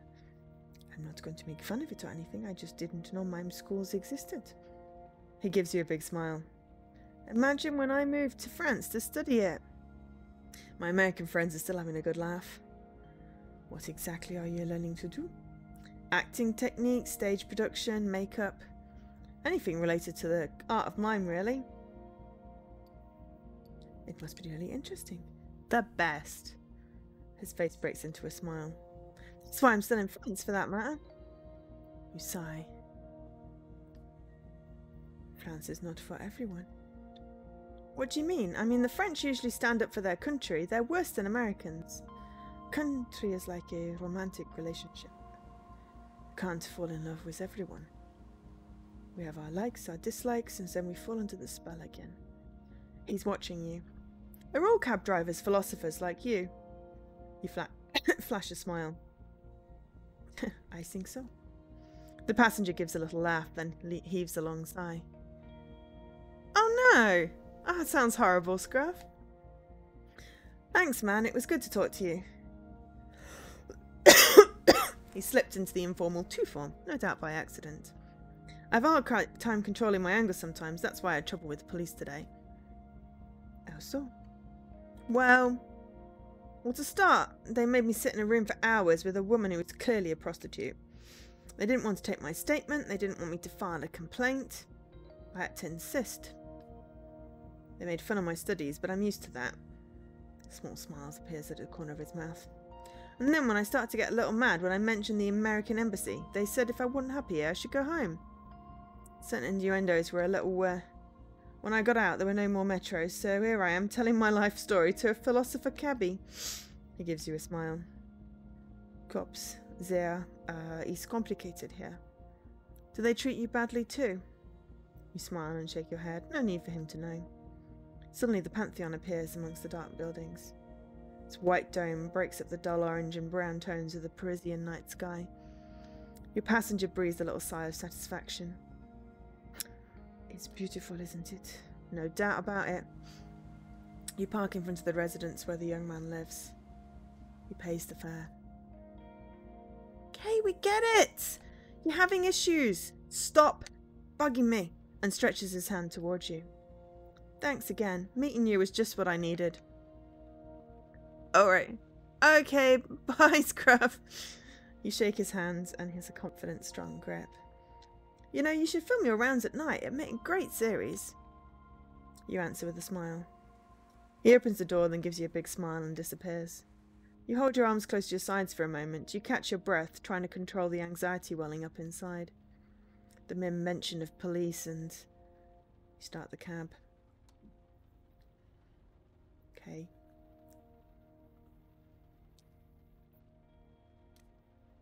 Right.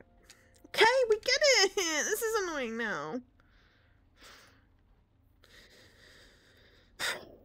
Yes, I'm going to take a brief tea break and go yell into the void. I swear, it was working for like the first hour. Because we must have been saving. Now it's just not, and now it's annoying me. Because it should just be saving to the hard drive. And it probably means that it's bugging up all my progress. So we're just going to finish the case tonight. But I need 3 minutes or whatever. So I'll be back in a moment. Talk amongst yourselves, and it's not on PC, it's on Xbox, Rogue. And I haven't had that problem before, so it's probably just something with the network or whatever. Or, I don't know. I'll be back in a minute.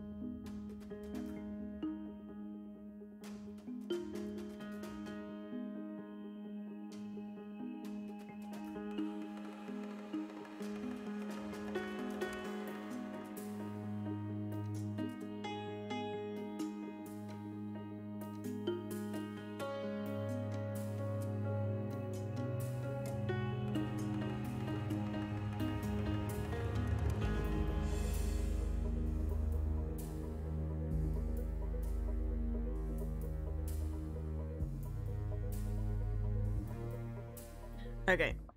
I watched the video of my niece being adorable, so I feel a little bit better now. So we picked up Hugh. We cheered up Hugh. We met Hervé. Anita, Geraldine. So we did actually meet both of them, but we haven't unlocked all the entries. We met Camille. She pitched to us. So we've met our 3 suspects. Ludivine. Met Sonny. We haven't met Milo. We must have seen him or something. We just haven't unlocked any of the things. We talked to Ada. We met Tivia. Annabelle. Crookie. We met Sean and helped him. Awesome. We met Santa. We did not find Santa's sleigh. Don't know how you find Santa's sleigh. Okay. You met Hussein. Is that is our doppelganger? Because we got a Julie thing. Chris. Ah, Chris is the other suspect who we ruled out because he wouldn't have gotten in our cab. We saw our boss. We've met Busset. We met the DJ and fell asleep. And we met Alicia and finished her poem. Okay, so... Right, we're up here. So we've got a whole bunch of people. This dude. Anyone that looks interesting. We've also got some spots to go to. I mean, we did have Xavier, but he seems to have disappeared. So this person is closest. We'll go pick them up. The least petrol we use, you know, the better. A few cars are headed somewhere. Pauline. We've not met Pauline yet. Your next passenger slides into the cab and slams the door rather violently. We get it!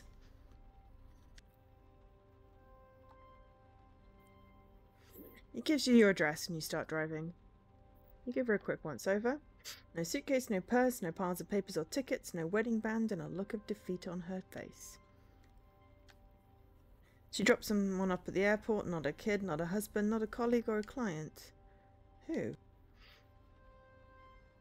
Should I or shouldn't I? You raise your head. Excuse me? Your passenger jumps. Did I say that out loud? Her face turns crimson. I'm sorry, She shakes her head, apologizes profusely, and stumbles over her words. Everything all right? Yeah, it's just, She shakes her head slowly. It's a bit hard to understand what's going on with me right now. You sense she needs to talk about it, more like she must talk about it. Her voice is warm and deep, and it has a stunning accent. The West Indies? I'm in shock. No, not the West Indies. Don't worry, it's nothing serious. On the contrary, I'm in love. Silence. She's from an island, but you can't tell which one. Out of the blue, just like that, whereas I'm usually... She shakes her head. I'm usually the one people fall in love with. I'm demanding, I'm complicated, I always have someone on my mind, but it's never the right person. But this time it was reciprocal. She flashes an incredible smile. String paused. She's American, lives in Seattle. She's a journalist like me. She was here covering the terrorist trial. Our eyes kept crossing. We spent 4 days side by side. Just enough time for the trial to come to an end and for us to wrap up and spend an evening wandering along the banks of the Seine. Her eyes get a bit misty. It was really cold out, but we didn't even notice. Her smile suddenly vanishes. I just dropped her off at the airport. There you have it. She pauses. It was short, intense. We'll probably never see each other again. Maybe it's better this way. Oh. Vacation romance? You should have gone with her. Vacation romance. What the... okay, we got an achievement. We chose romance. Always good, but goddamn save shit. Exactly, and there's something, that's the idea. In the dead of winter, but that's the idea. Just a fling. She shifts her body slightly and seems to forget you. She's lost in thought. You can see her lips move, tremble from words she doesn't say out loud. And suddenly you hear her whisper, "Go, with her." An odd look takes over her face. Yes, take a plane, follow her, find her. But, she giggles. What would I tell work? I can't just... She doesn't bother finishing her sentence. Even she doesn't believe the lie she's telling. Yes, I have time to make up. Comp time, it's the least my etiquette could do. She pauses. Yes. I mean, why not? She's got a layover in London, has to spend most of the day there. They go to the ticket counter and... She stops. No, tickets will cost me a fortune. She sighs. I know, I already looked. The next flight is at 6. Her eyes wander. Fortune. None of that was really intended for your ears, but you feel like answering all the same. What if she's the love of your life? She almost jumps. The love of my life? She leans towards you, wrinkles her forehead and smiles a genuine smile. Just what kind of cab driver are you? The matchmaking romantic type? Philosophizing. I think we often make bad choices for the wrong reasons. Bad choices for the wrong reasons. That's deep. Let me think about that. Her gaze wanders outside to the road, Parisian suburbia, the yellowish street lamps. Do I really need this money? It's money I've saved up to go visit family, but when I'm there I feel out of place. Like I'm suffocating. All the more reason then, right? All the more reason indeed. All the more reason. She smiles. Seattle. She looks you straight in the eye. I have to go, don't I? You nod. Very well.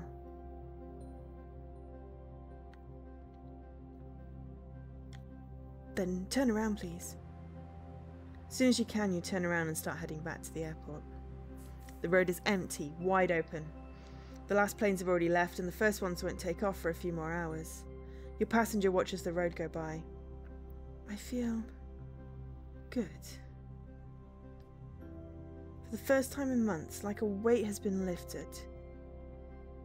I'm glad. Her grin gives colour to her words. You say that like it's obvious, like it's a natural state. But a lot of people are scared, they're in pain, they're suffering. She stares at you, a little smile on her lips. And you, how are you? Her question throws you off guard, you can tell. It's complicated. The tone of your voice casts a chill over the cab. Oh, okay, I didn't mean to. She shakes her head. We don't have to talk about it. Your passenger's a journalist. Maybe she could help you, give you some information. I need your help.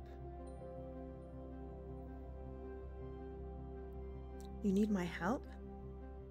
You explain the situation, the attack, the hospital. Of course you leave out, you say. You don't talk about the wall at your place, the nightmares, your anxiety. I'm doing my own investigation. Her face lights up each time she learns something new. I didn't cover the story, but... She slips into thoughtful silence as you park in a drop-off spot at the airport. I know someone. She gazes deeply into your eyes. The first plane to London doesn't leave until 6 a.m. I'll have time to call my contact. He'll send you what he knows about the Sandman. She pauses, smiles. That name is totally ridiculous. And now all I have to do is empty my bank account and wait for my plane. Time to go. Oh God, I wish I could just, like, leave with nothing, but... At the very least it'd be like, well, I, like, need my contact lens case and, like... I don't know, I mean, at the moment, clothes that don't have holes in them, but no one can see because I'm at home, but... Yeah, I don't think I could, like, literally drop everything. What about passport? Does she just have a passport in her bag?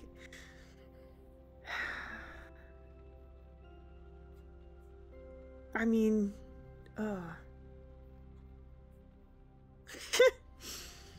But yeah. Time to go. She pays and gets out of the cab. You wave at her a bit nonchalantly. She does the same. You watch her as she disappears into the terminal. Well, we got paid for doing a loop.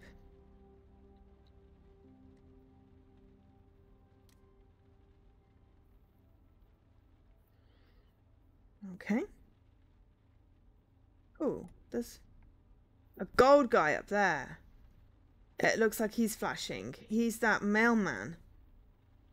Right. Well, it makes sense to go and get him then.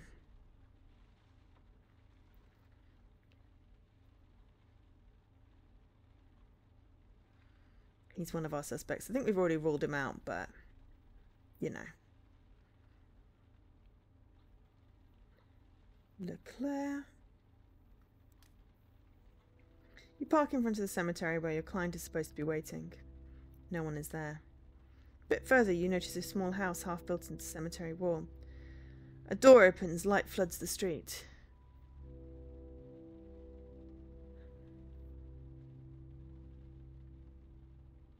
Yeah, I mean, it depends.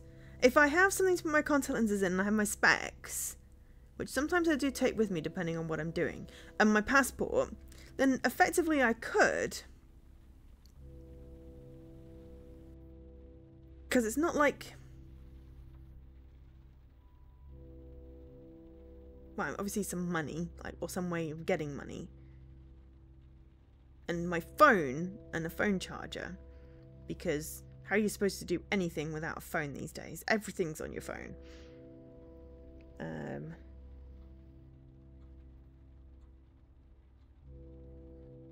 So, you know, phone, specs, passport. Could do that. I mean, I wouldn't know where I would go. Yeah, I need, like, the basics.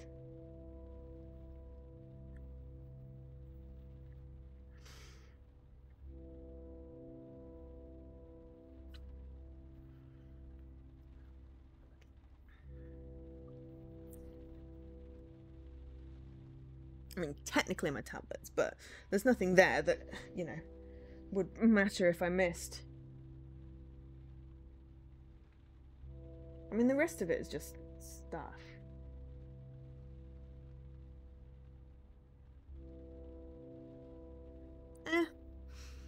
I wouldn't.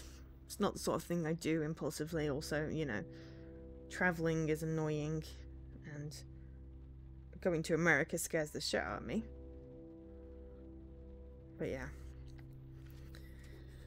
Ooh! I got a new investigation point. My next passenger. He struggles to get into the car and eventually falls on the back seat. Ivry. A moment goes by before you realise he's given you his address. His raspy and exhausted voice was almost inaudible. You start driving.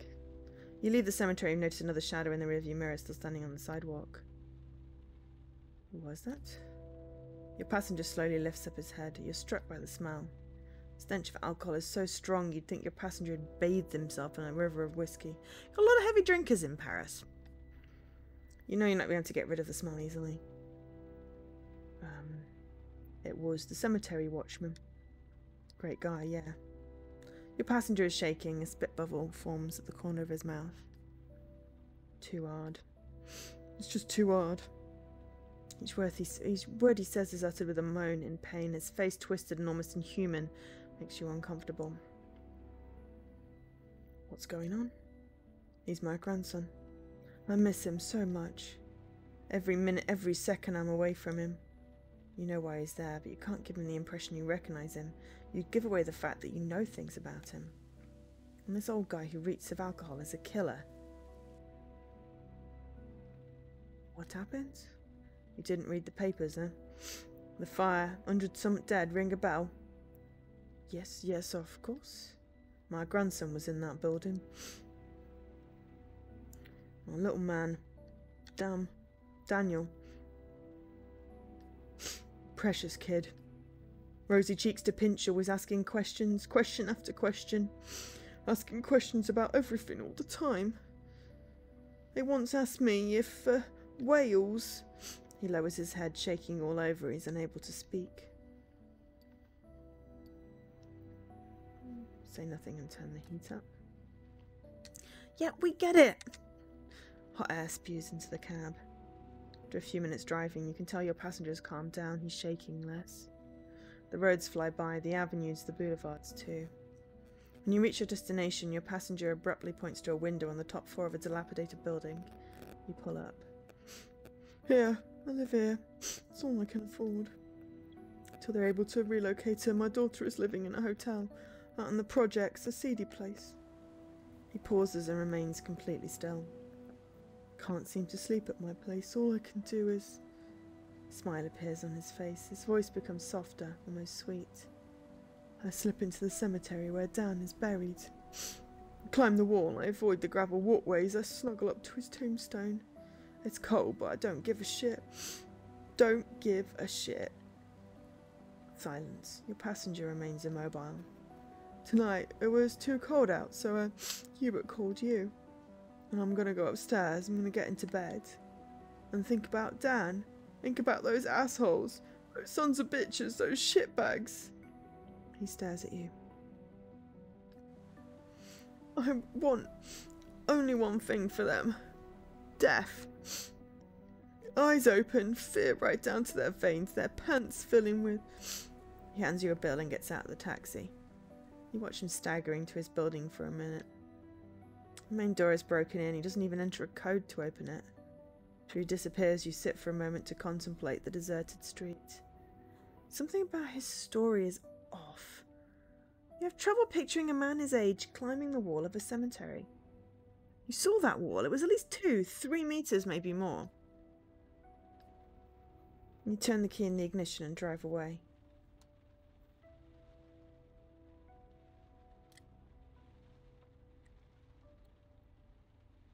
Okay, so what?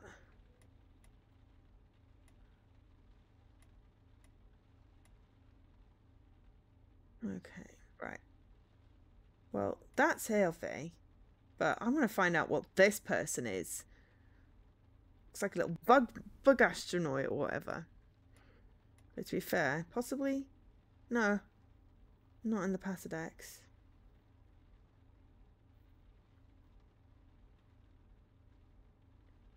We warmed him up. Oh, we missed an entry. Told us about Dan. Okay. We need your help, kinda. It's fine, sure. You pull your cab up to the sidewalk and lean over. Your next passenger's in a dark alleyway just off the main street. They are, how to put it, in disguise. There's 4 superheroes in spandex suits stretched over their body. They remind you of a show from your childhood. Think about the show. The show aired on Wednesdays afternoons after school. Used to go to your friend Edward's house. His dad was the geography teacher. The superheroes in the show were a group that fought against some kind of aliens in foam suits. Someone knocks really hard on your window, you jump. Passenger. He or she is standing right there, dressed in pink. You roll down your window. You are driver. It's a he, and even with his helmet on, you can smell the stench. Oh, for fuck's sake. Yes. He turns around in his pink suit. Hey guys, hey!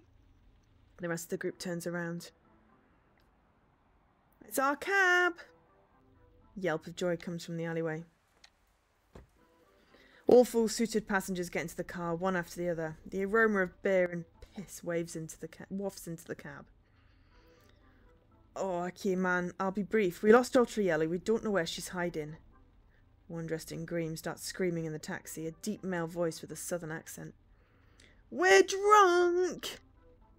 Yeah, like we didn't know already. Do you want to look for her? We don't want to look for her. We have to find her. Dramatic poise. He extends a shaking finger and points to the roof. Oh shit, I don't feel so good. Yellow's the one with our keys to our hotel room. Ultra Pink clears his throat like my big technique for getting the alcohol out of his system quicker. Oh, anyway, she could drive around the neighbourhood slowly. She can't be far. The one in red, silent up until now, raises their head. Yeah, dudes, we're going to look for her. We're going to find her and we're going to get a drink because I'm thirsty. Aren't you, dudes? A woman's voice or a teenager, you're not sure. Who's thirsty? Yeah, he's filled the cab. Everyone seems up for a drink. No, you're too drunk. What do you mean we've barely had anything to drink? Almost nothing. I'm gonna puke all over my taxi. Cross my heart we won't throw up. Actually, we already have and we never throw up. Should we just make them get out? Yeah. Okay, but cool it with a drinking after. What do you mean by that? Are you too drunk to drink anymore? You're dealing with drunk passengers. You always use the same firm, confident voice. We find your friend and then you settle down.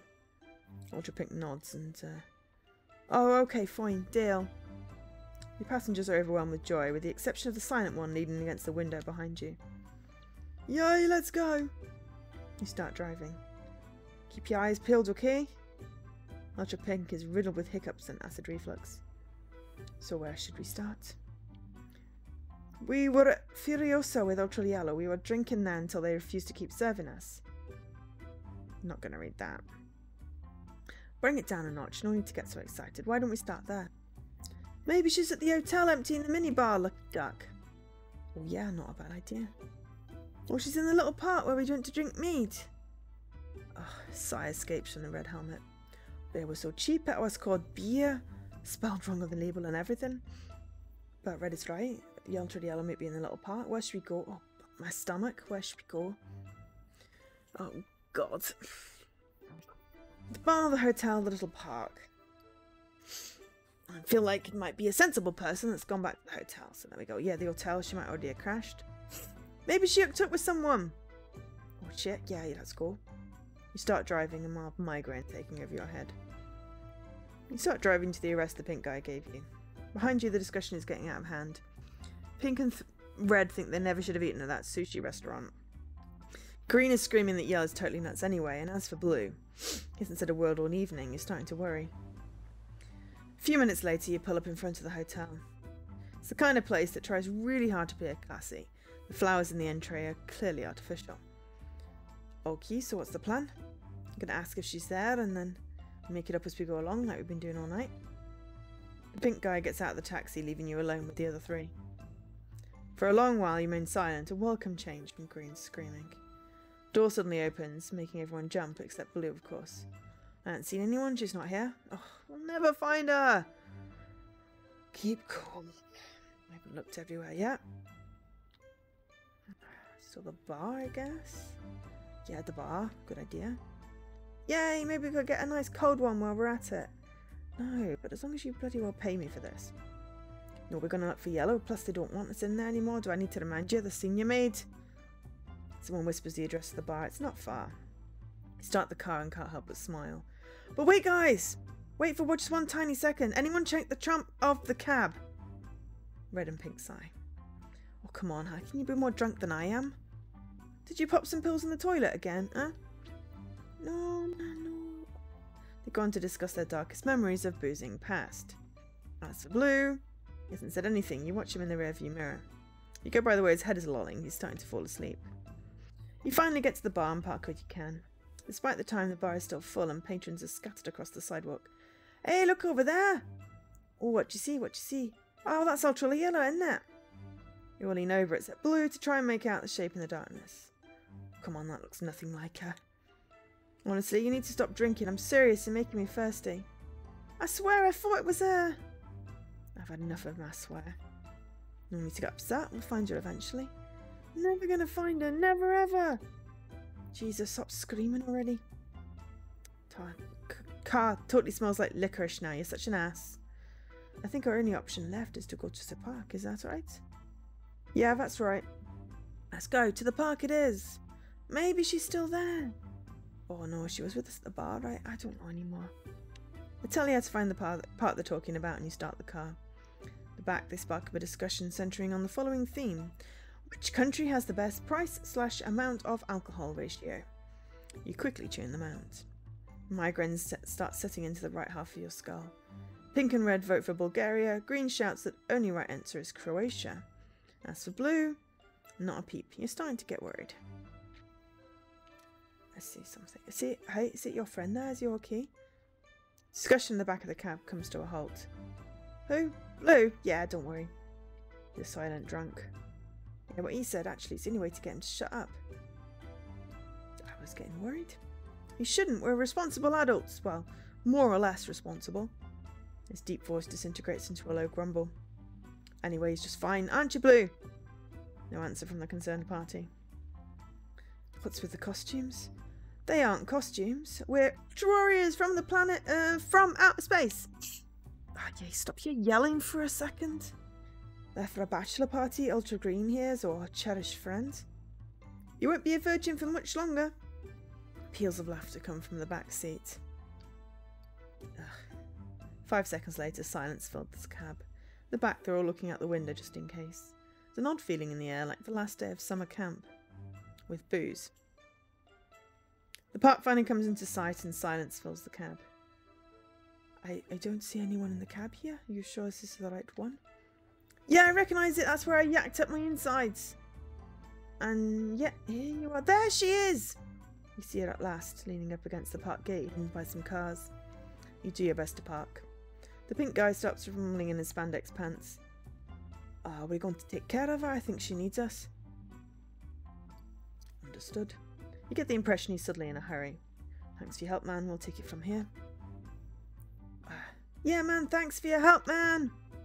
Stop screaming, for bleep's sake. Your taxi was like an angel that fell out of the sky into a barrel of beer.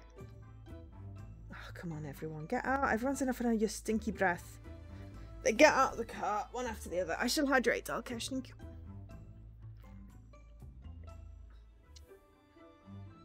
Oh. Once on the sidewalk, they walk over to their friend and surround her. You focus your attention on your taxi for a while and collect your thoughts. The one who was screaming, his vulgar friend. Your head is pounding, you're shaken up. It's rare that your passengers get under your skin that much.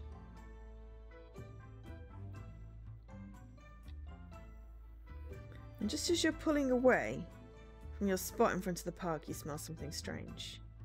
Turn around. Blue left a stain on the back seat. It's not really pee nor vomit, it's ugh, gross. Whatever. You glance outside, your passengers are nowhere to be seen. You open the window and start driving. With a bit of luck, it'll be dry before you pick up a new passenger. Make a mental note to clean your taxi before the end of your shift. Okay, well at least we got a little bit of tip.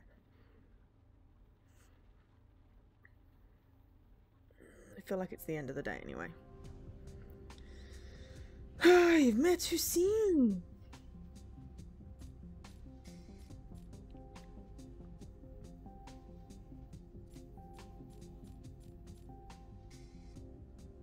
Hey, we made a profit today. Woot.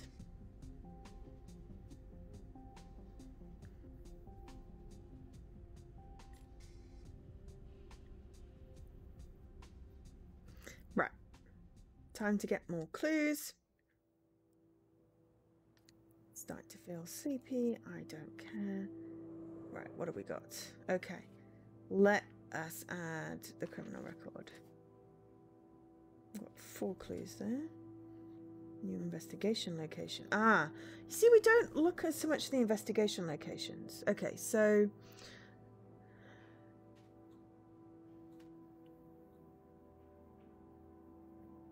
Chris is an escort for secret escort websites. Chris seen near crime scene 2 months before.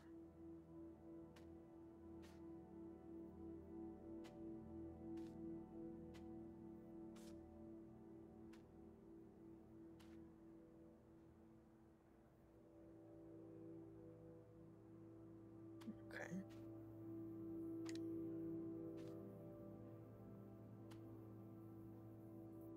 Chris probably seen near crime scene too.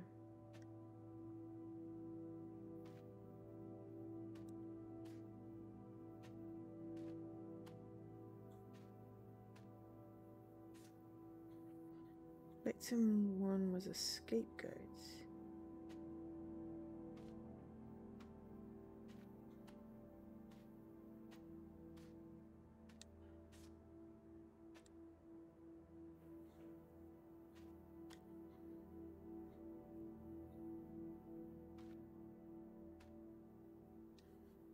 Come back. I dropped it.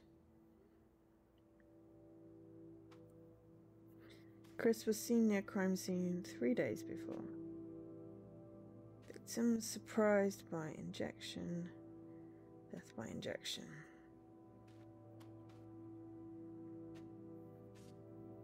I feel like that's important over there.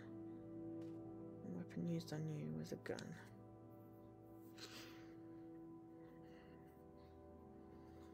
It's an escort seen near the crime scene. But hey, I don't think that's enough to implicate him.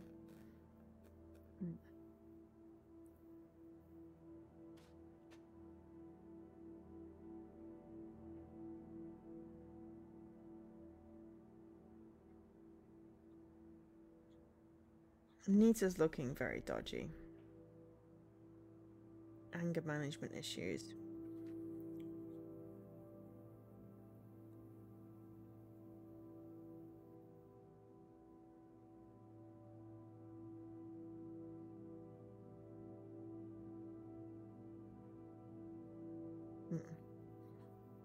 Anyway.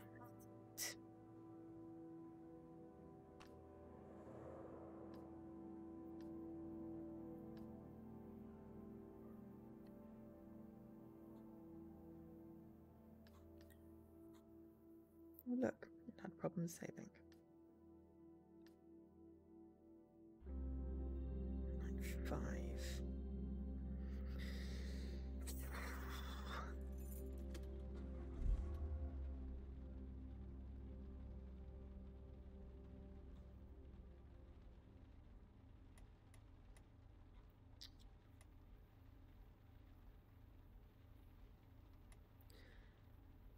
Tired of doing the voices for this.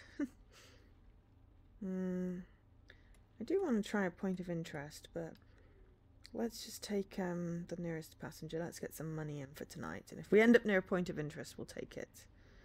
Denise Petitjean. Okay. Alright. Good evening. Plan Saint-Denis, please. I'm just getting fed up with it. Let's say stop short, visibly sizing you up.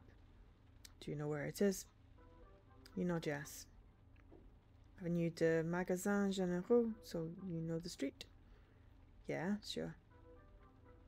He looks at you intently. You know all the streets of Paris? His question drips with disbelief. You know his kind well. The sort who refer to you as the Arab and not bat an eyelid. Yes, I do, monsieur. He seems hesitant. Well then, let's go. You start the cab. He's familiar. Oh. He was a contestant on one of those reality shows. You've seen it on TV. It's a masquerade. Full of scorn and contempt. Okay, then you've figured out who I am. His remark and his accent bring you back to the present. Sorry? You've recognized me, right? So you can make fun of me now. Make fun of you? He shrugs. Yeah, like all those other people do out there on that tweety thing. Tweety? It takes you a second to realize he's talking about social media.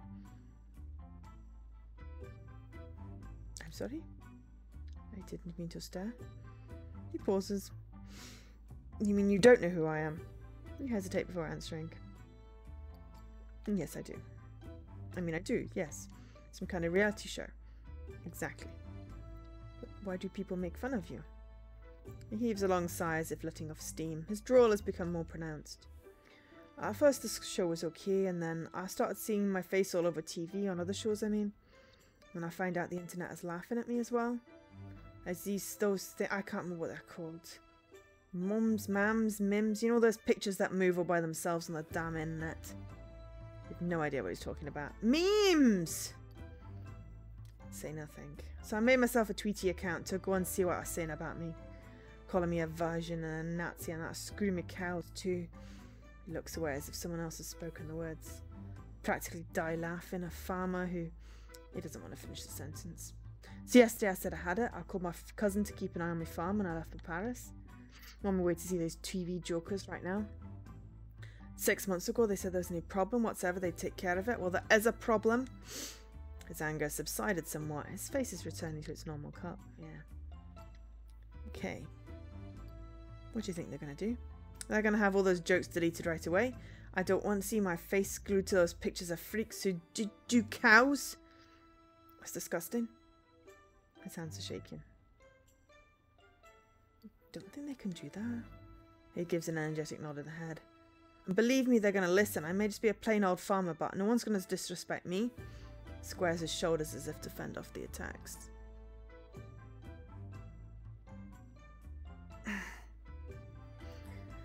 Forget it. His eyes half closed, he practically growls the words. There's a palpable air of sadness about him. First I told him I didn't want to be in that stupid old show, it wasn't for me. I insisted they showed me pictures of the women. He lowers his eyes. And then, well, yeah, I said yeah. Should never have said yeah. You pull up to the address he gave you. The studio gates are still closed. You part the cab and cut the engine. Is it closed? You nod your ass. Doesn't open till 6. Point to a sign posted near the gate. He sighs. But there'll be hardly anyone there before 9 or 10 o'clock. Don't care, I'll wait. He rummages through his pockets and pulls out a wallet. Good luck. Gives you a curt nod, his lips pursed. Believe me, they're not gonna get away with that. He fixes his gaze on you. Oh my God! Stop it! Whatever. Don't believe the show. I didn't mean what I said, and I didn't really say that stuff either.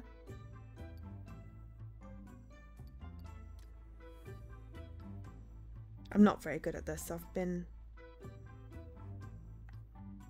you know. Anyway, I'll just wait here until it opens. Passenger pays the fare and exits the cab. You notice newspaper. Ooh. Grab it and put it away. Could come in handy.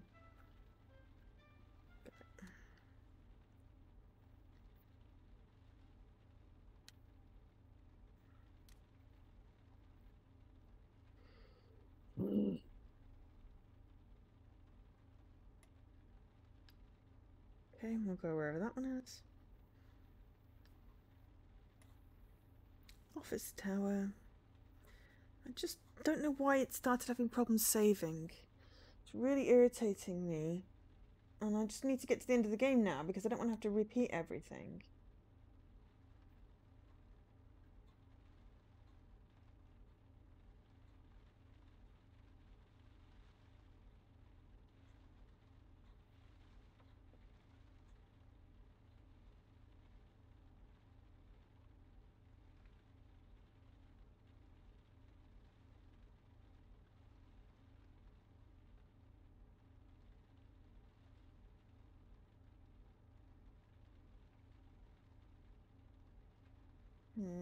There's nothing.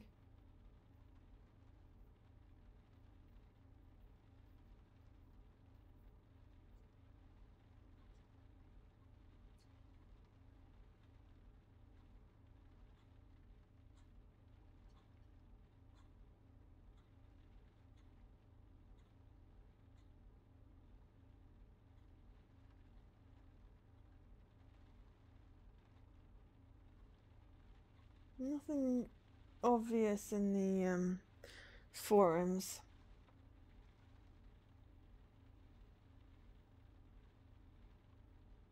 I mean, it's a bit of a buggy game, but this is just annoying. Okay. Couple! Ugh, okay. He's asleep. She's older. Alicia, right next to the movie theatre. Very well. You pull away, leave the street, the neighbourhood. He's sleeping. I beg your pardon, this may seem odd, but what do we look like? I mean, he and I. What do we look like? A couple? Thank you. She pauses. I happened upon 2 friends who were making fun of us tonight. You mother and son, it's stupid, She hesitates and... Forget it, let us drop. Sorry to have bothered you. No need to apologise. Drive in silence. Blah, blah, blah, blah, blah.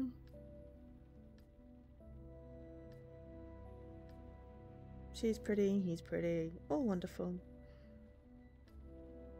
What if... She shakes her head. No, forget it. She pays the fare. 100 euros. Oh, would you mind using this money to take Eve to a hotel? Don't have the will to do it myself.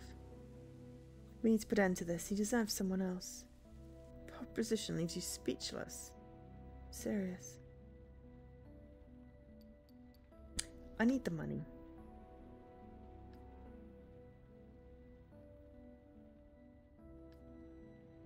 The next few minutes are not your best. Okay. Okay. We're totally lying to this dude and it's terrible.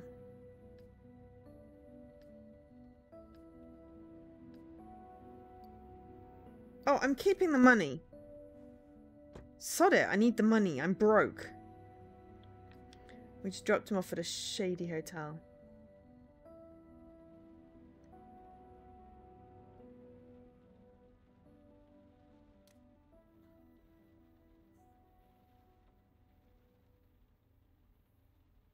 Oh my gosh.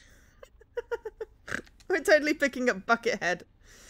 I'm just getting annoyed with the not saving, which means I've got to finish this case. But then, even still, it's probably not going to bloody save. But I feel like if I stop now or try and restart, I may as well at least finish the case on stream. So I'm just going to get in. There's this guy wearing armour, and it's just really... Right. Where goest thou, my lord? Ah, taketh me not for thy superior, for I beeth lord to none. Yea, I am thy humble servant, just as thou art mine. In sooth, since thou asketh. Ride onward, my friend, to Notre Dame, that most noble of Catholic cathedrals. The jewel of the most magnificent city of Lutetia. Aha! Start the cab. Yeah, I know, but I may as well play along. He is humming. Oh, it is humming. Stifle a yawn. We are tired. Ah, the majestic tower peereth yonder.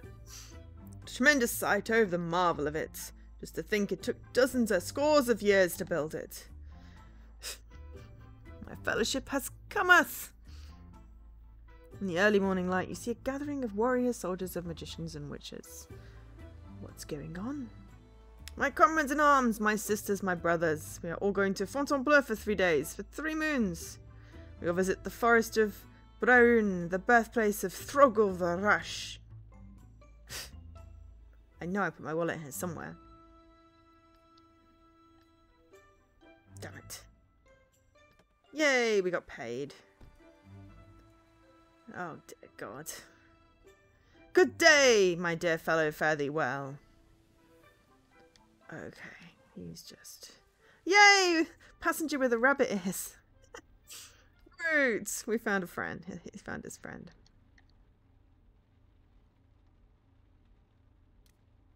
We got poultry tip. Okay. Well, we made 100 euros, so let's go to a place of interest.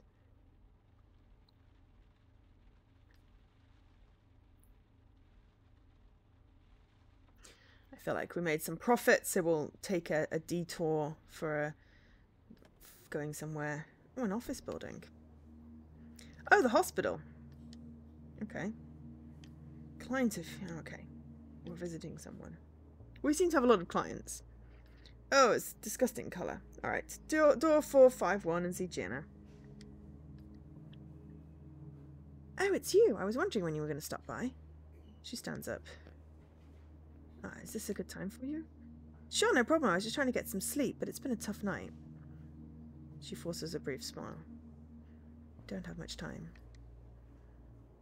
A few weeks earlier, you'd been there for Gina. Yeah, okay. Texting and stuff. Schedule as a doctor means she works nights, but you never told her about the attack about Sandman and Busset. Ah, we want to know about the drug. Yes, we want to know about the drug, please. Coffee? Sure.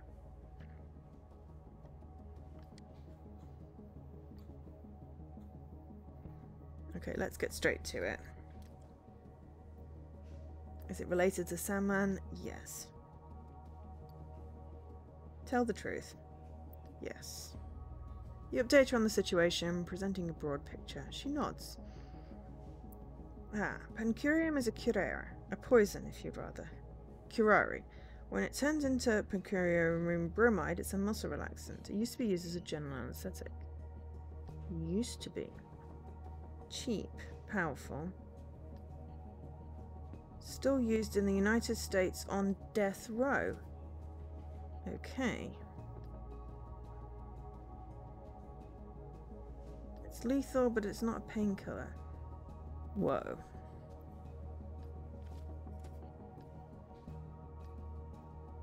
There was a break-in a few months ago. It was stolen. Same night the building caught fire. Oh, any way to find out the names of the victims? Well, I'm sorry. Hey, we helped. Fine. Good coffee, eh? Good coffee, apparently.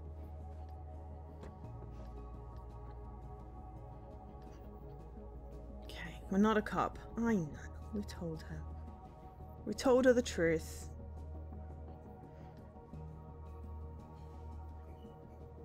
But we got some clues. Okay. So, who's close? This person is close.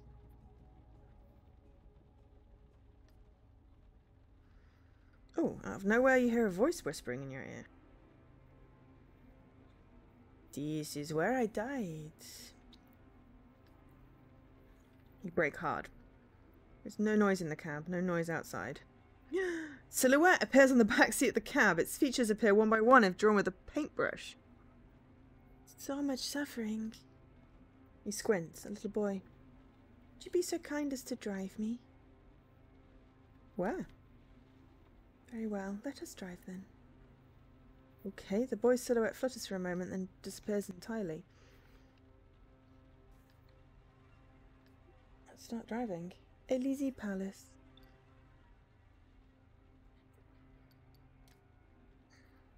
The silence makes you uncomfortable, okay? Glance at him. Look, there are some other guests. You know, the president is famous in Paris. Everyone heard about his death. A crooked little grin. People come from far away to meet him. Some nights there's a long line of impatient guests waiting in front of the palace. Okay. He likes to joke. What is going on? Forgets that I'm over 200 years old. I think every time we hit a Passadex entry, it's hitting the save thing. Okay, fellatio. When you think about it, it is a funny word. Yeah. A funny way to die. He died from a blowjob. We're almost there. Pull over here. I don't want to be seen. Our world is just as pretentious as yours. By the time you pull over, the back seat is empty. Chin itches. You sigh. Okay.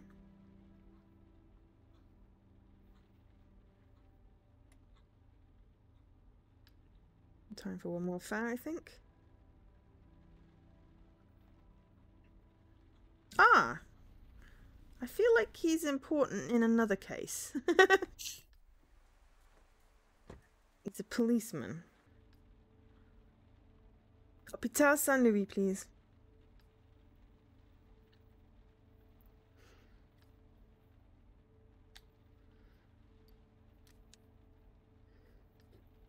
Okay, I can't seem to get it out of my head.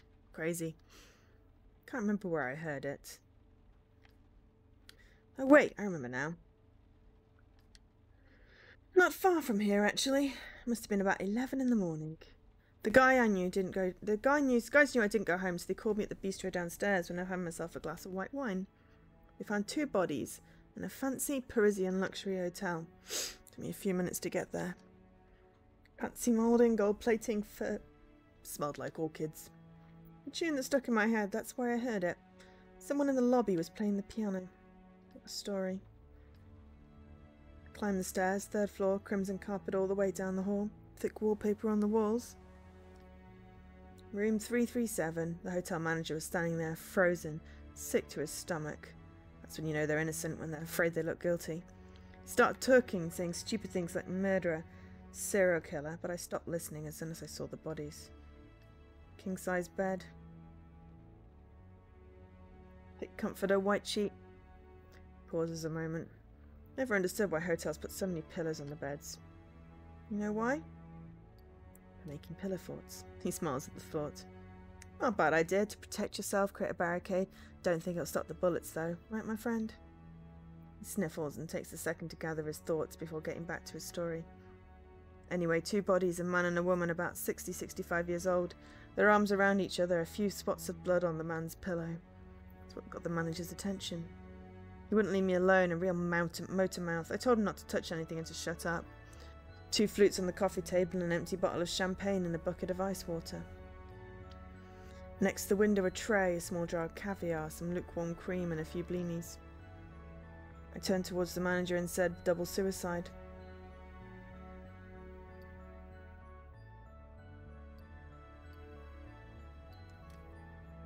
Brought him to the bathroom and showed him the bathtub. There was dried foam on the edge, some streaks of water on the floor. Double suicide, I said. In a couple of hours we'll get a call from their kids or grandkids. They'll have gotten the letter in the mail. One of them, or maybe both, had a cancer or some incurable disease. They were just done living, done with this world, with everyone. Hi, Vor! They threw their savings into a luxury room, ordered room service. At midnight they downed some barbiturates with a bottle of champagne and they went to sleep.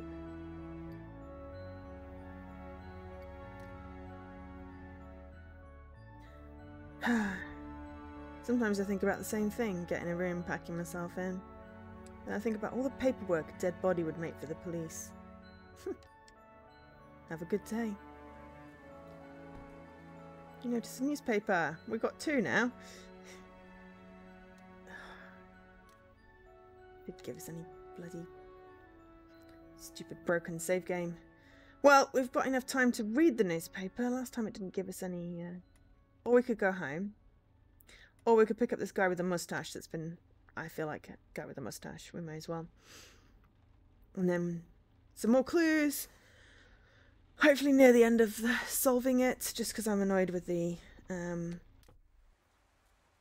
an American guy who works for the CIA.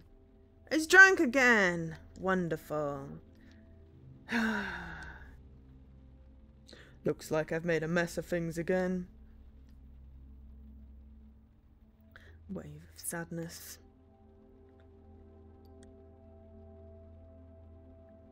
Tough night. Just like any other night with its shares of highs and lows. It's just that... Don't have any children, amigo, but I've had someone under my supervision. Kids. One of them is... Oh dear.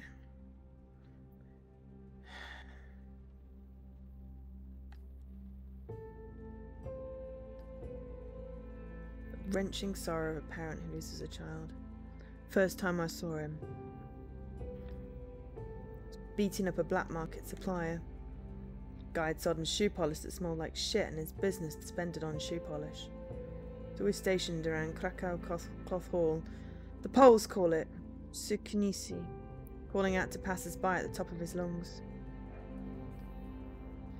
Bogdan. Wasn't the first kid I ever supervised, it's just that there was something different about him. Caught on fast, amigo, know what I mean? Think on his feet. Knew when to get tough and when to play dead. Bogdan was like a little Polish monkey. Smart, cunning, fearless, brave, real comic book hero.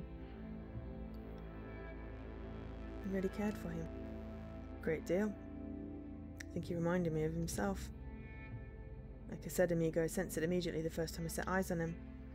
Beating up the supply, and I went over and handed him a Mars bar. That's what we always gave him back then. About 5 minutes for a serious talk before the sugar kicked in. That was back in '88. Poland was no longer part of the USSR. Soviets had lost. Amazing country, amigo. Have you ever been there? Never? That's too bad. Nondescript building. Every person is unique. Some are cold as concrete, others fragile like cut glass. Poles are made of steel. I'm very sorry. I know, amigo, I'm not just sad, I'm disappointed too. Disappointed? Yeah. That kid entered my life like a jingle, you see what I mean? Life, it's like a radio. And the songs, the interviews, the ads, and the jingles. Jingles are short, but they stick in your head, you can't get rid of them. Police got him. Trained the kid, and then he went off and got himself whacked. Through his own fault too. Thought he was smarter. It's been 30 years, but Bogdan or whatever that kid could have made something of himself. He let himself get caught pickpocketing a couple of American tourists. Made room for it and got shot in the back. Dumbass. Taught that kid everything I knew. Everything. Well, so much for him.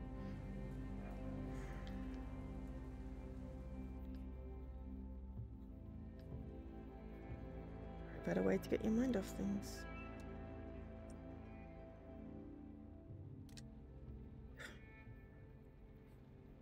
That should be the end of the day. It'll give us our summary.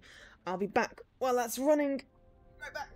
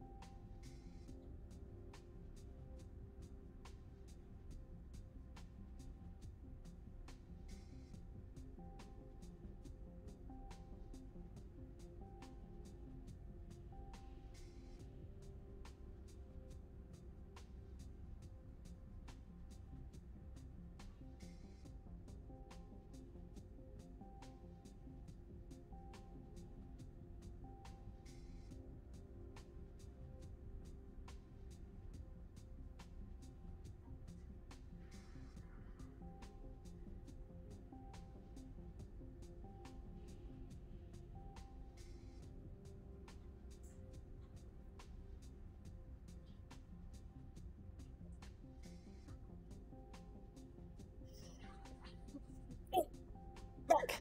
Okay, so... right. We didn't do so good. Oh well. I'm wondering... Oh, someone was here. Someone's been in our... Someone's been here. Did we say? No.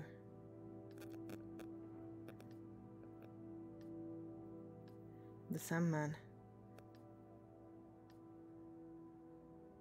Oh God.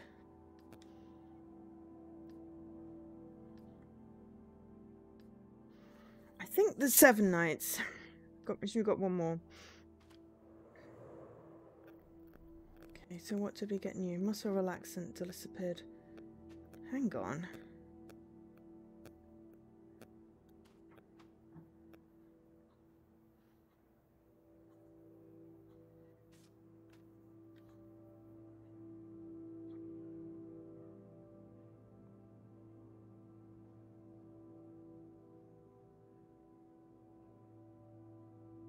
Why is he implicated in that? He was in the hospital. Hi, Kai. Brainy feels everything.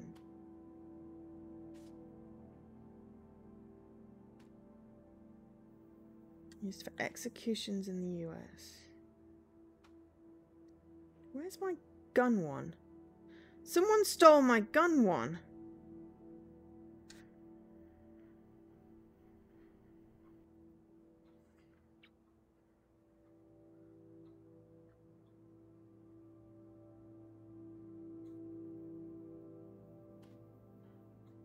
And the guy being... And the person being 1.8 meters.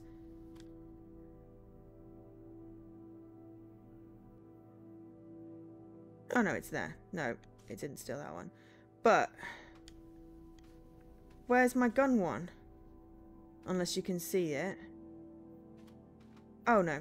I'm an idiot. I thought someone stole my... I moved it at the top here. Or it got moved at the top there.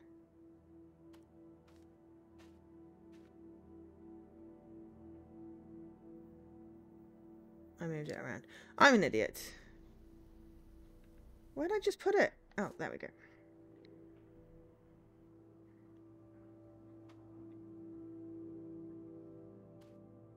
You know what? I actually think it might be him. Despite the killer voice being female.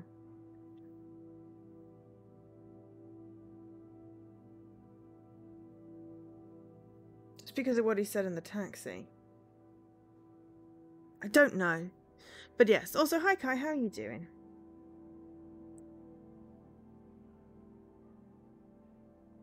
He was talking about revenge.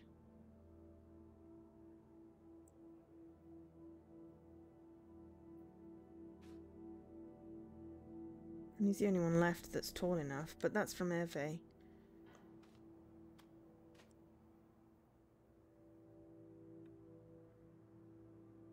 Don't know why he's connected to the hospital. Oh, well.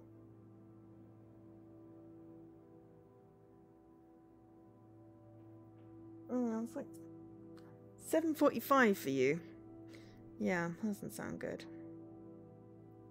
Surprised by the injection, muscle relaxant.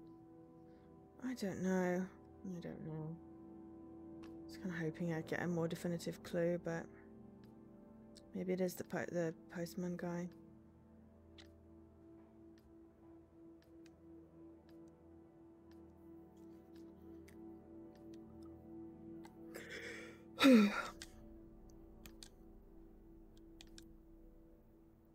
Was that really Santa Claus? That's our question.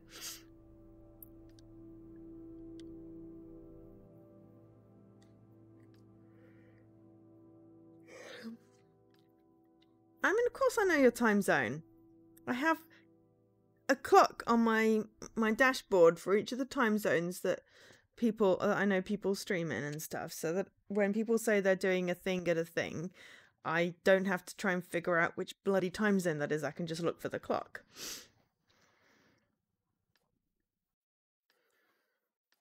Yeah, we didn't sleep well. Night 6. Oh god. It's just because this game is not saving. It's really pissing me off, which is making it hard to I just want to get through. I just want to get through the game now, just so I can get to the end, to get the achievement, hopefully, for guessing the killer right. But every time it hits the Passadex, it's not saving. I also like sleep. Yeah, and it's getting late. Okay. It's just this bloody bug with the not saving is driving me balmy. Okay. So we're just going to go through a little bit more quickly. So we have say nothing. She's a weird passenger. Oh. I came too early. He'll be here soon. Okay. Him. Okay. Ludwig. Oh, the little kid. Yeah, we met the little kid.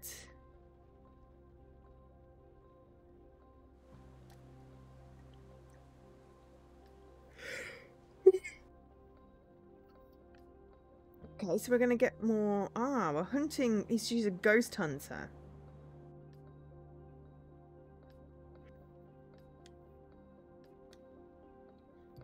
Apparently ghosts are parasites. Why they keep talking. Ludwig is evil. Really? He's a little kid. Yeah, I mean, we met Ludwig. Look, we've got all this Passadex, and if it's not saved, I'm going to be very, very unhappy. Yeah.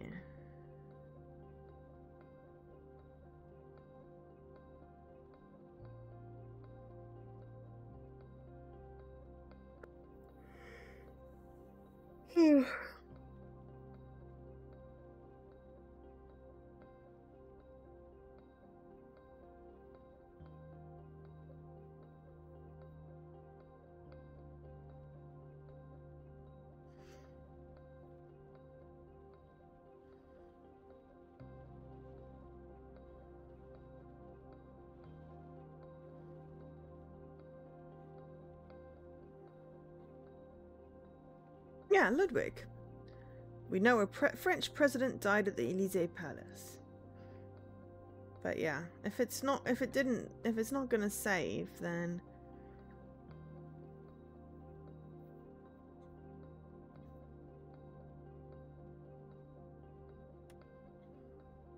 I don't know. Yeah, I met the Power Rangers on a pub crawl as well. They were annoying. Okay, so do not make him angry. Listen to him, help him, make friends with him. And, oh, and if we do that, he'll take us with him. Cool. Fair enough. He's not a child. He told us he was 200. She thinks he's a demon. French president died at the Elysee Palace. Hey, you haven't paid.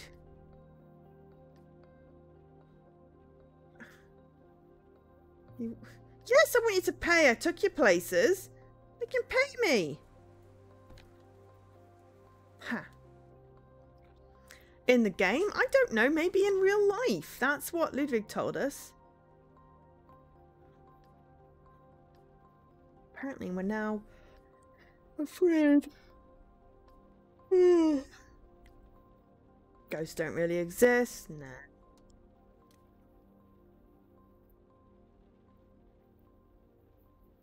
We need petrol. God damn it. It's not like we can really afford this, but let's pick up a fare first. Historically, one did die there. Did he die because of a blowjob?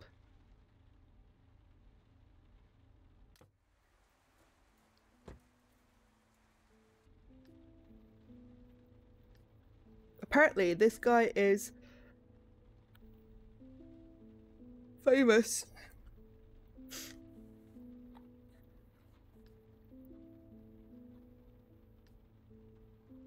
Because the kid kept on talking about fellatio. Then it's true. That's awesome. Oh, why is Friends morning? Oh god, he's so annoying. Let's just let him babble. Yeah, he came and went. Just let him speak. Let him speak. Killer's gone free. Oh no. No, not gone free. She got charged. Something, something, something. Bollocks. Whatchamacallit.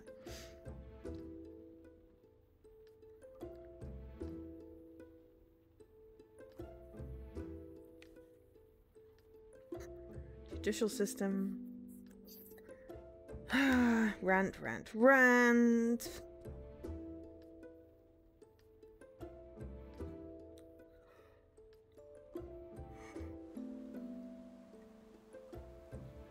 Excuse me. Sorry, I'm yawning away. I'm tired, but because it stopped saving, I need to get to the end. So we're going through. I was reading stuff out. Now my throat hurts and I'm just kind of irritated at the game. So we're just going to be like blah blah blah blah blah blah blah blah blah blah blah blah. Blah, blah, blah. Need to bite the hand that slaps us across the face. Just say nothing. A tooth for a tooth.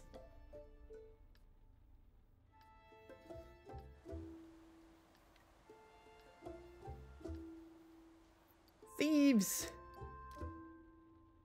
Murderers.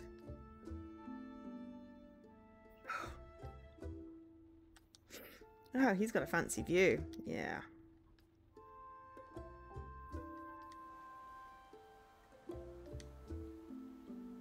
In the same spot today as we were after the French Revolution.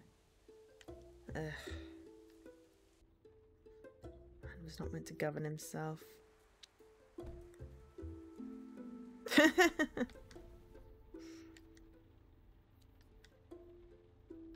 The night is long. At least he gave us a bit of a tip. Okay, well, we're near a petrol station, so we'll go there. And exactly leaking. Now we're just making awesome jokes. Always fun. I just want...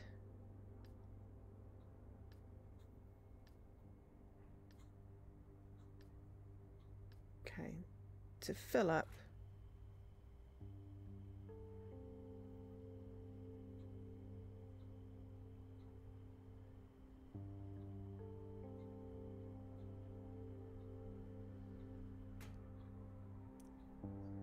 Let's talk to the clerk and then...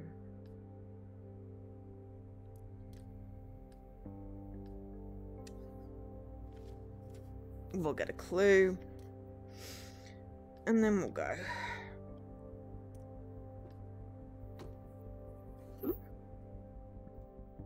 This is really annoying me, that save thing. Really, really, really annoying me. Okay. Oh no, this person...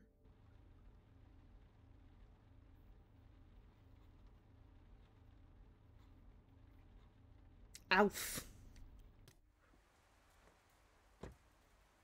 The passenger who's entered the cab makes you feel immediately uncomfortable. Hard to say why.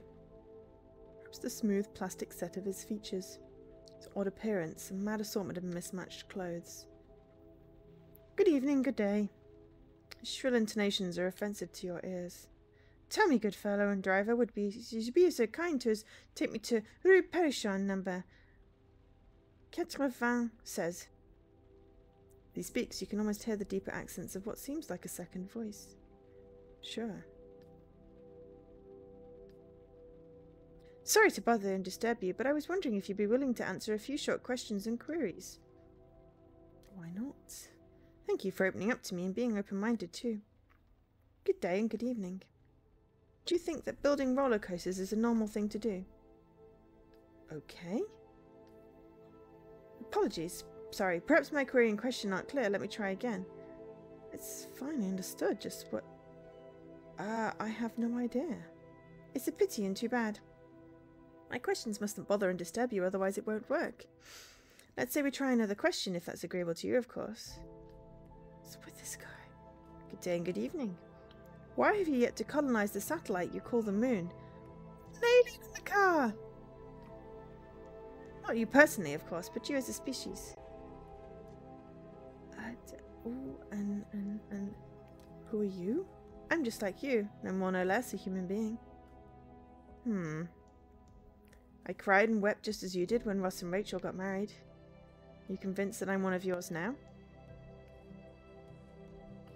Absolutely not. Who are you? Your customer leans in closer. You get a whiff of a strange scent like a mixture of turpentine and peas. Let's just forget it, okay? Okay. But one last question and query first, and I'll leave you alone. Okay. Good day and good evening. Why is your own individual freedom more important to you than that of your species and community as a whole?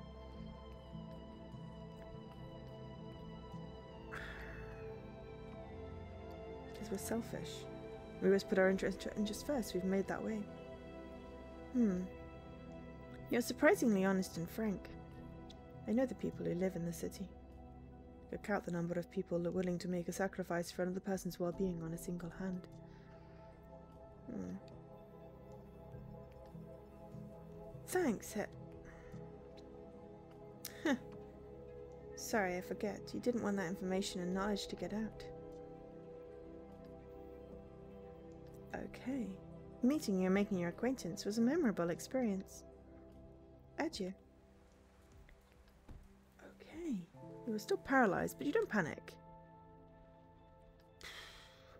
Weird.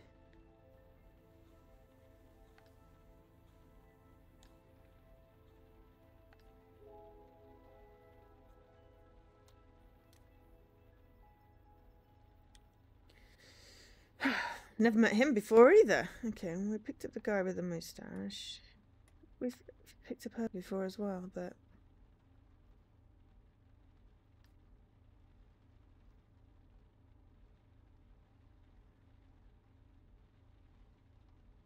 Yes, okay.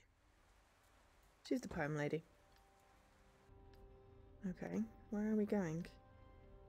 Bologna, of course. They're out. I don't want to miss them. Start driving. Okay.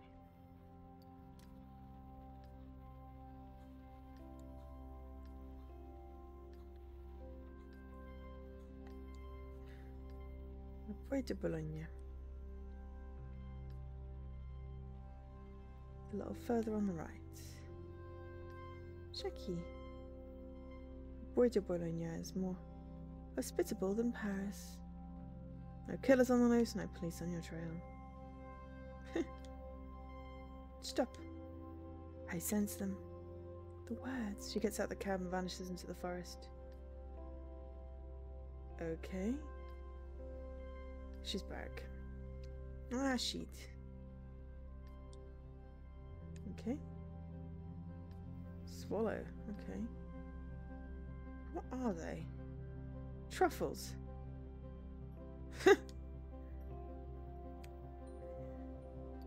Say nothing. Hopefully we'll get a poem. That'll be nice. I like her poems. Silence. Augmented. Vivisection.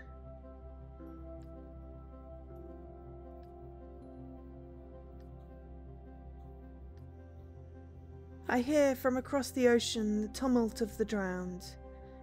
Hold your ear to the water. Hey, Ra, roar, hey. Dance on the dock where the dinghies dabble. Shoo. Hey! Hello, Dominique. Thank you for the raid. Welcome, welcome, welcome. I don't believe I've met you before. How are you? What have you been streaming? How did you hear about us? Thank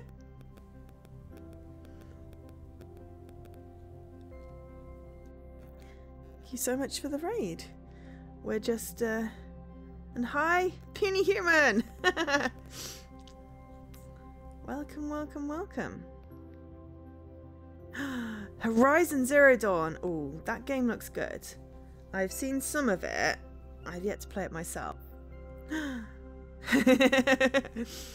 Don't be silly, Kai. No, Horizon Zero Dawn looks really, really cool. I know it's on Epic, so I could play it on my PC. I think Licky streamed some of it. Oh, through Twitter. Oh, well, I really appreciate you dropping by. And, oh, it's on Steam as well. I don't know why I tend to do Epic for those things. I should just look on Steam.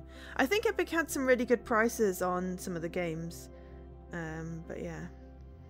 You're playing it for the 5th time. Oh, that's awesome.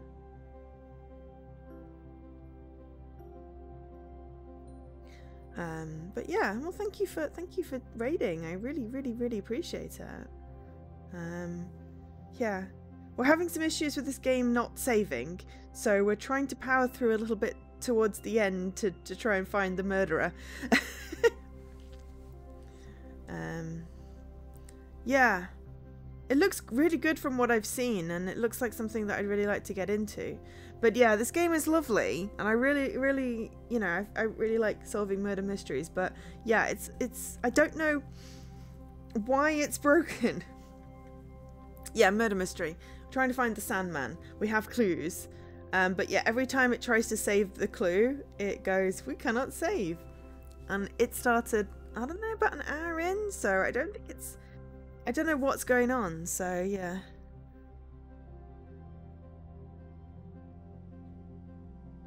I did not do the murder. The murder was done before. But yes, we've currently got a poem. So I shall continue reading the poem. Ingest! I vomit the carbon I ingest as I sit under in the shade of the chestnut. I attempt to write about the passage of a past passage, but it passes away.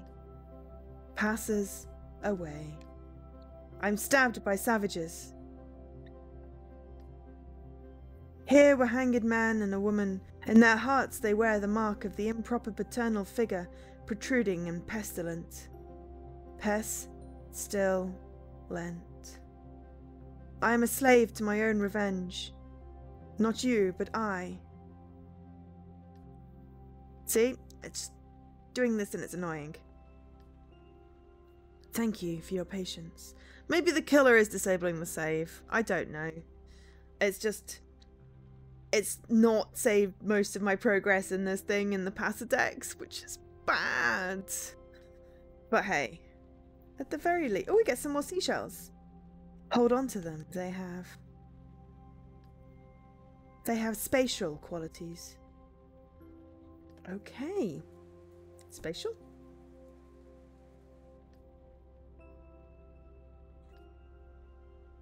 She's wearing pajamas. I stan her.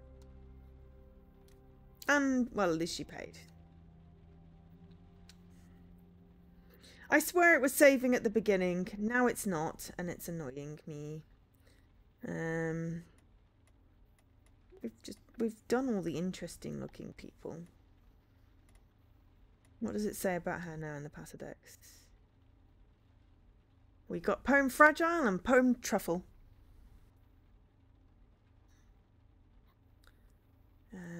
So that's cool.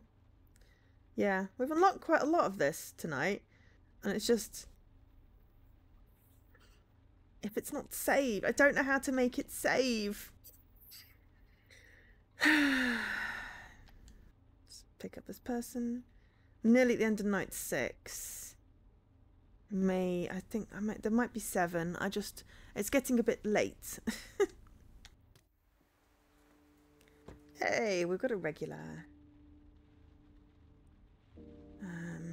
Who is concerned about us. We've known her for years. Ah, she's a prostitute. Hopefully it will be worth... Ah, she's been working in the Bois de Boulogne. That's where we were dropping off the poet. Are we going to tell her? I don't know. Make a face.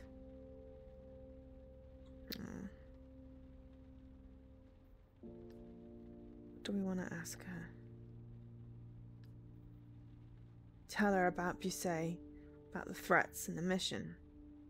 Ha! We got screwed again. Great. Too nice.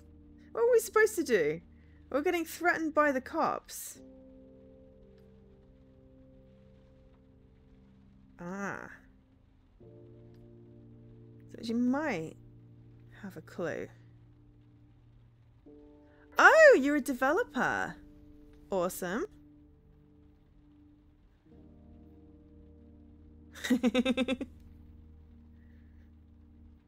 What kind of developer? Because on here it could be game developer or it could be like, you know, website. Or something else. Now we're giving out free rides. PHP Symphony. Ooh. Yay, Symphony.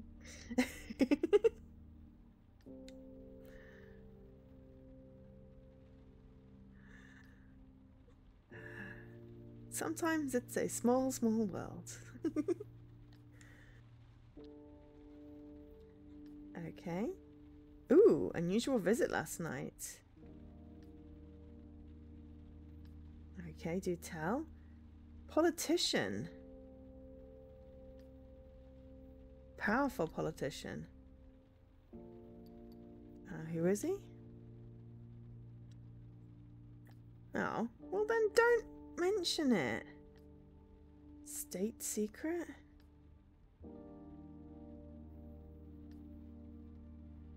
Oh, cop. No.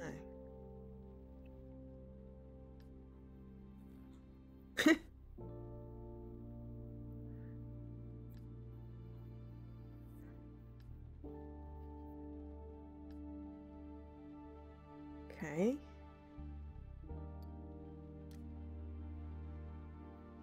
What happened? Asking questions?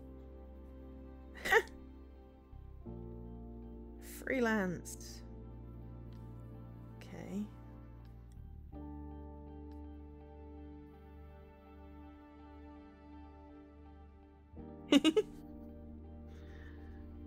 Oh, it sounds like you're an artist, and that is very cool.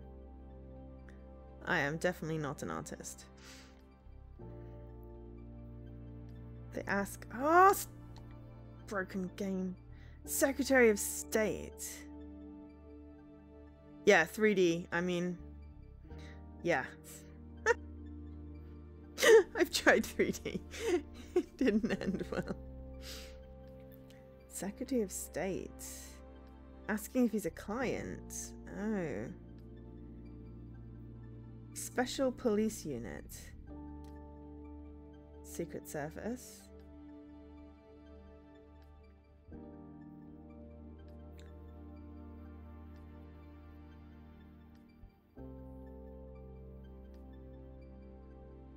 Okay.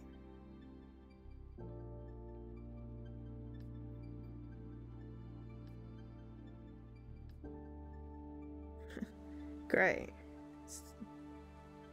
Yeah. I mean, I still use Notepad for things, and that's ancient.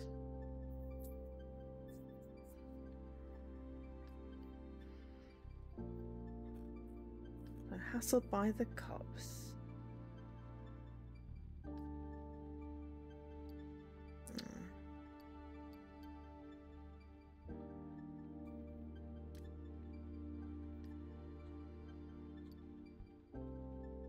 What is he like? Secretary of State. Oh. Don't pass judgment.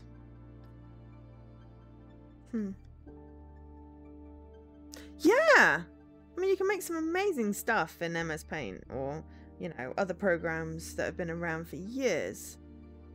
If you know how it works, if you've got all the tricks. He's a world-class hypocrite. Probably stands for family values.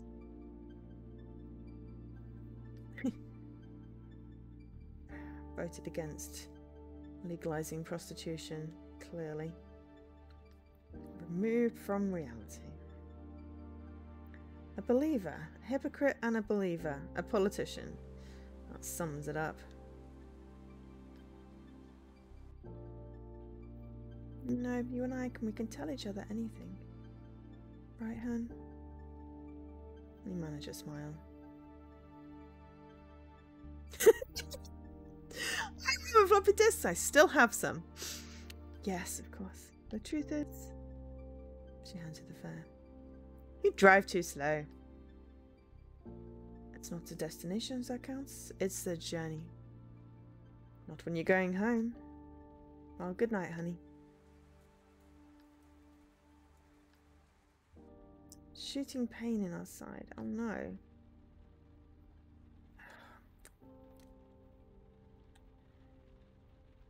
Goddamn broken save thing. And it's the end of the night. We did not make much money at all. Yes, it's Paris. We're losing money. Jesus Christ. We are so broke.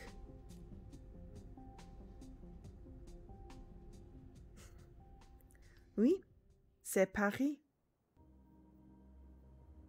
New clues. Ooh, steps in the hallway. Right, what do we get? I keep on moving stuff around, so...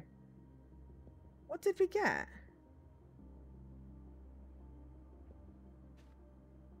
I don't know why that's up there. I don't think we got anything new. Unless we got new notes on them.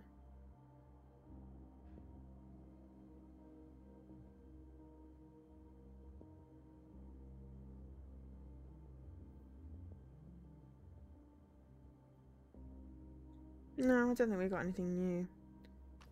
Unless we get something new. Oh, phone rings. It's the moment of truth.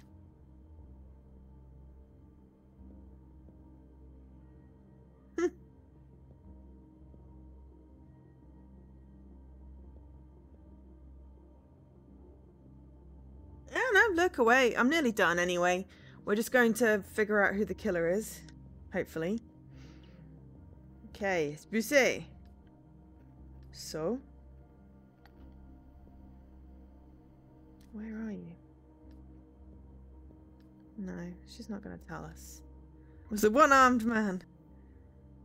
Teapot on a coaster. I'm listening. What have you got for me?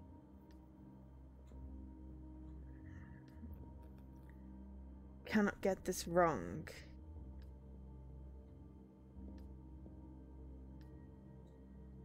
Okay, we have to decide.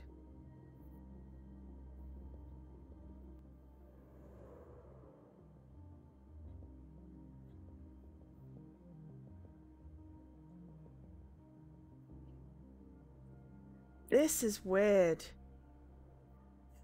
That's my taxi.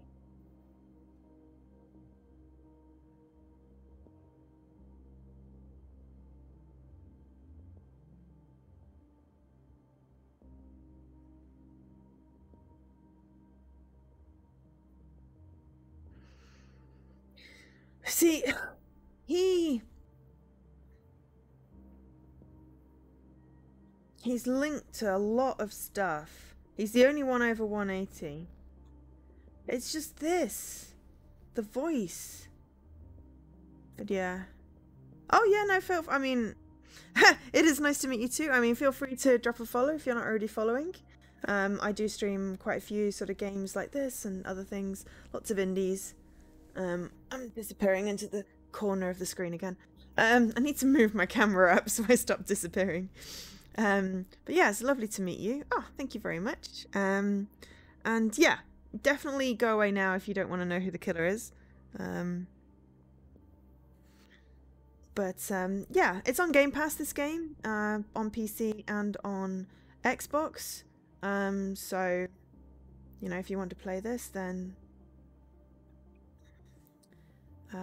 if you have Game Pass, it's already available.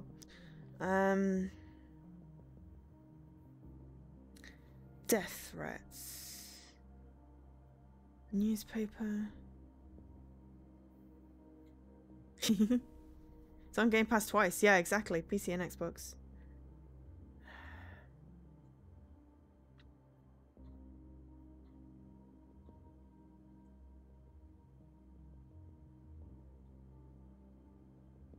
I ruled out the kid last stream.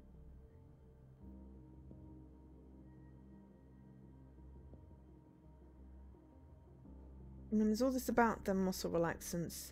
He was really vicious. Refused to renovate. Newspaper. She worked at the newspaper. Tears on the victim. Serial killers have been women. Tend to be a different motive.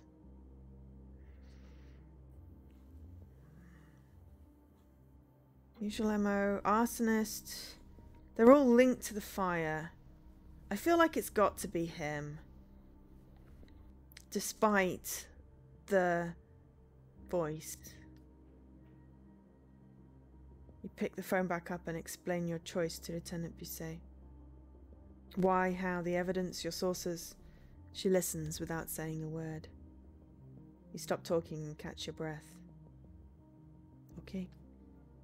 I'll buy it. Seems like a solid choice. I can fish around a bit to vet your information. She pauses. You can almost hear her nodding.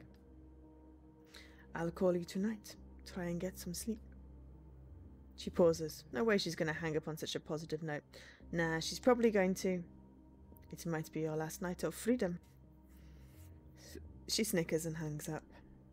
You put the phone down. You might as well be standing in the ice-cold emptiness of outer space. We're going to bed. Woohoo!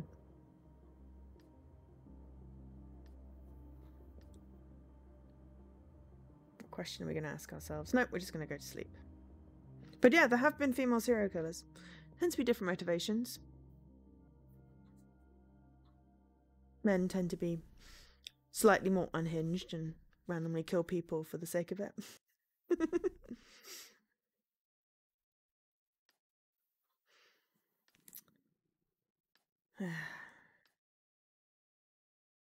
Strange woman offered to feed you seeds that fell out the sky. Interesting. Yeah, there are 7 nights, but the last one is, we're probably going to end up picking up the killer. We shouldn't have filled up with petrol. We wasted all that money. You've barely gotten downstairs when you catch sight of Busset. Get in. You obey. It's too early to react. Or too late. Good news is you're right, or at least the DA thinks your evidence is sufficient. No emotion in her voice. She's giving you the facts, nothing more. We're going to catch the Sandman tonight. We're going to help her. In about 2 hours, we're going to make him leave his place. What does this have to do with me? She pulls some kind of pen out of her pocket that she puts in the little cubby just above the car stereo. This is a bug. You need a confession. If you feel like it, if you think you can manage. I've seen you and heard you enough to know that you have a trick, a gift for getting people to talk. Our suspect is a dangerous man, a wounded animal. I need someone calm, someone I can trust. You did, Dan! We had a raid! It was awesome. We welcomed Dominique and this puny human. Our little family is getting bigger. Someone, he might recognize you. He might think it's a twist of fate. Who knows? She looks away. Start a conversation. Stay calm. Get in talking. Nothing more. Try not to get stabbed. I'll give you a meeting point. We'll be waiting there to grab him before things take a turn for the worst. I know you can do it. If you stick to the plan, nothing can go wrong. What if there's a problem? If you stick to the plan, there won't be any problems. If you pick the suspect up, drive to the meeting point and you're free. Easy as pie. Shit, shit, shit. Ow. Night is about to begin. My last night.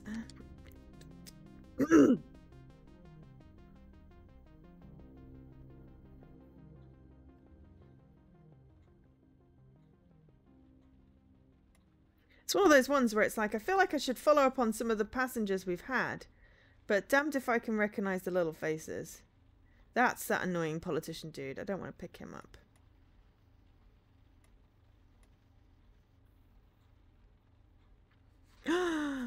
Only half a cake? She gave you half a cake before your birthday. Do you get the other half tomorrow? Is it like a half before, half on type situation? Okay. Let's, I don't know, pick this person up.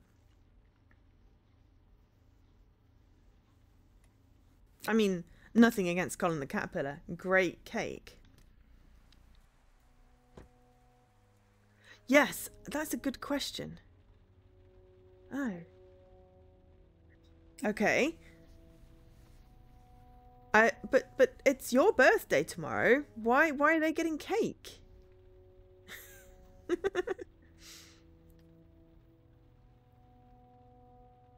Oh, good. She does not look good. A ghost.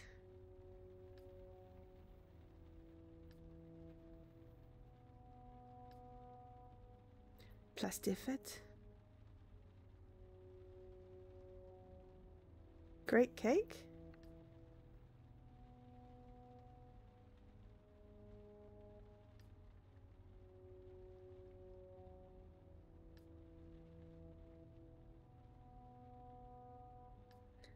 playing the game. That's cool.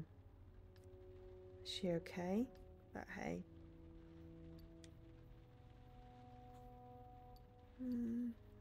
Rough night. Southern vowels on X. What? I don't know what I just did. What did I do?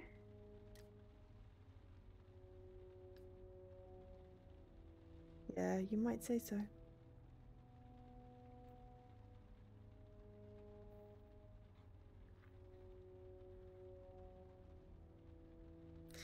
Damn, I knew I was doing something wrong with the whole cake thing. I mean, the cake is mine. It's my birthday, you know. I get the cake. To be fair, because of lockdown, I did have an entire cake to myself for my birthday. It was quite sad. But no, usually you do share cake. I know, it's just weird. It's like, you know, half a cake.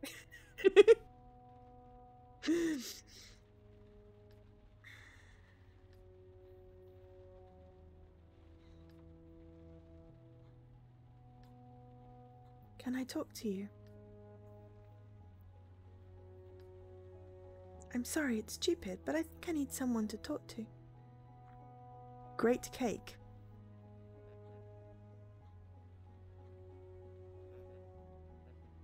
Oh. Grat Kark. It's a great cake. I mean, I'm from the Midlands, so I'm neither north nor south. But I'm from the Midlands. I have family who are Geordie, and I spent a year in France with a bunch of Canadians. So, and that I've lived in London for 15 years. So I don't know. I'm not north or south particularly. But yes. Great cake. I hate fruitcake. Fruitcake is disgusting. Fruitcake with cheese. I can't think of something worse to pollute good cheese with. I'm a citizen of the world, belong everywhere and nowhere. I think of myself as having a fairly sort of neutral accent, and only one person has ever managed to guess exactly where I came from without me telling them, which really freaked me out. But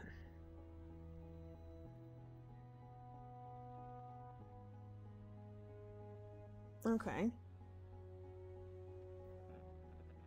But I'm not Southern. I would never classify myself as Southern. I mean, if you want, I can say it in a Scottish accent. It's great cake. I mean, that's definitely Northern, right? It's great cake. Yes, but you know this about me, Dan. So, and Nottingham doesn't have an accent either. But yeah.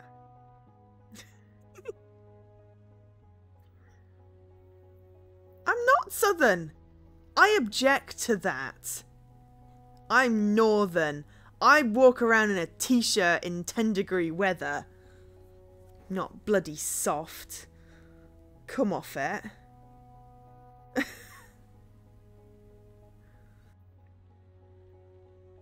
may live in London, but I'm a Northerner through and through. Psh, yeah, Leaky's soft and squishy. He puts on to go outside, and I'm like, I'm wearing a t-shirt, and I'm like, I'm hot.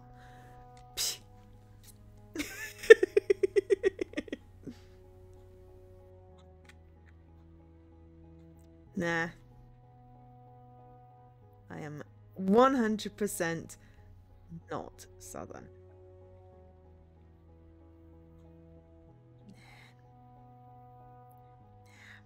It's offensive, that is. Yes, that's a very good point. Actually, no, it's more like a top side and bottom side of the earth, right? We're on top. You're like down below. We drill a hole straight through and we'll, you know, from my living room to yours type thing. Then the floor will be lava. Oh, good day, mates. Creaky dingo. Stone the crows. That was terrible attempt at somewhat. I don't even know what that was. I do apologise.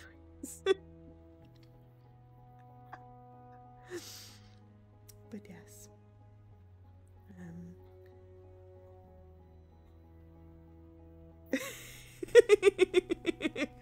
I don't even know what that means. But yes, right, okay. Struth. That's great cake. Great cake it is. But yeah, no, I'm not south. Yeah. I mean, I'll catch us in France, that's south. It's also a huge country. It's un bon gâteau. Great cake. Great cake. Okay, I'm going to stop saying that weird phrase because now I just want to finish this game and go to bed. And it's not going to save. I'm going to be really pissed off. But hey. Right, anyway. I'm sorry, it's stupid, but I think I need someone to talk to. I'm listening. I need to say it out loud. A guy touched me in that bar.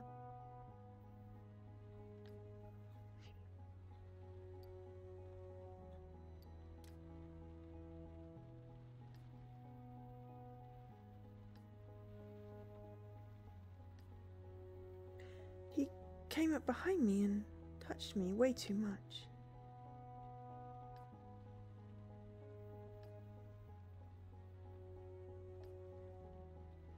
I want to talk about it, but I also don't really know what to say.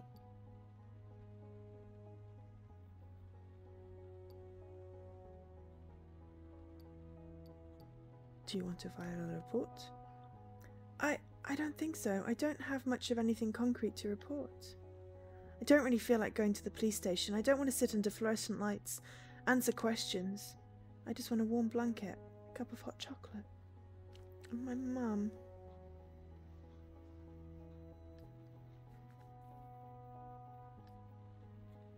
It took me way too long to understand what was happening. Way too long. I didn't get it. I was petrified. One minute I was standing there in the crowd. Fiosia is like my second home. I always go there to hang out with friends because they all live in the neighbourhood and our places are all too small. Everything was fine. There was a concert. I was happy. I'd had a bit to drink, but not too much. Packed, but the music was sweet. It was a good night. I was having a good night. You know what it's like when you're packed into a crowd like sardines? You don't really know who's touching you, but that's just the way crowds are.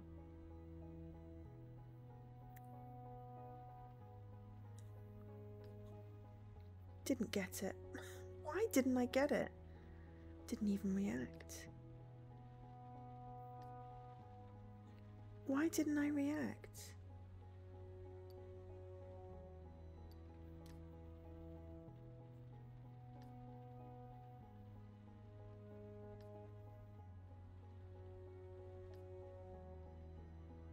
Oh! Whoa! Hello? The gamepad streaming. Thank you so much for the raid. We're getting all new raiders tonight. Welcome, welcome, welcome. Come in, come in, come in. We're just finishing off a game of Nightcall. Hopefully about to unmask the murderer, but also we've just had a really sad interlude with yeah. Hey, yeah, I'm doing well. What have you been playing tonight? How did you find out about us? Thank you so much for the raid. But yeah, tell us a bit about yourself.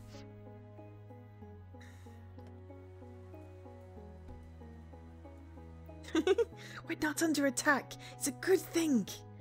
It's a good thing. Raids are good. So that was sad.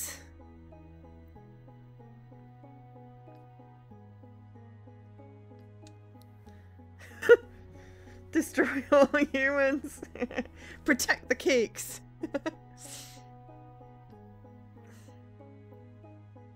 It's not our fault. Goddamn broken save. Oh, no, no, no.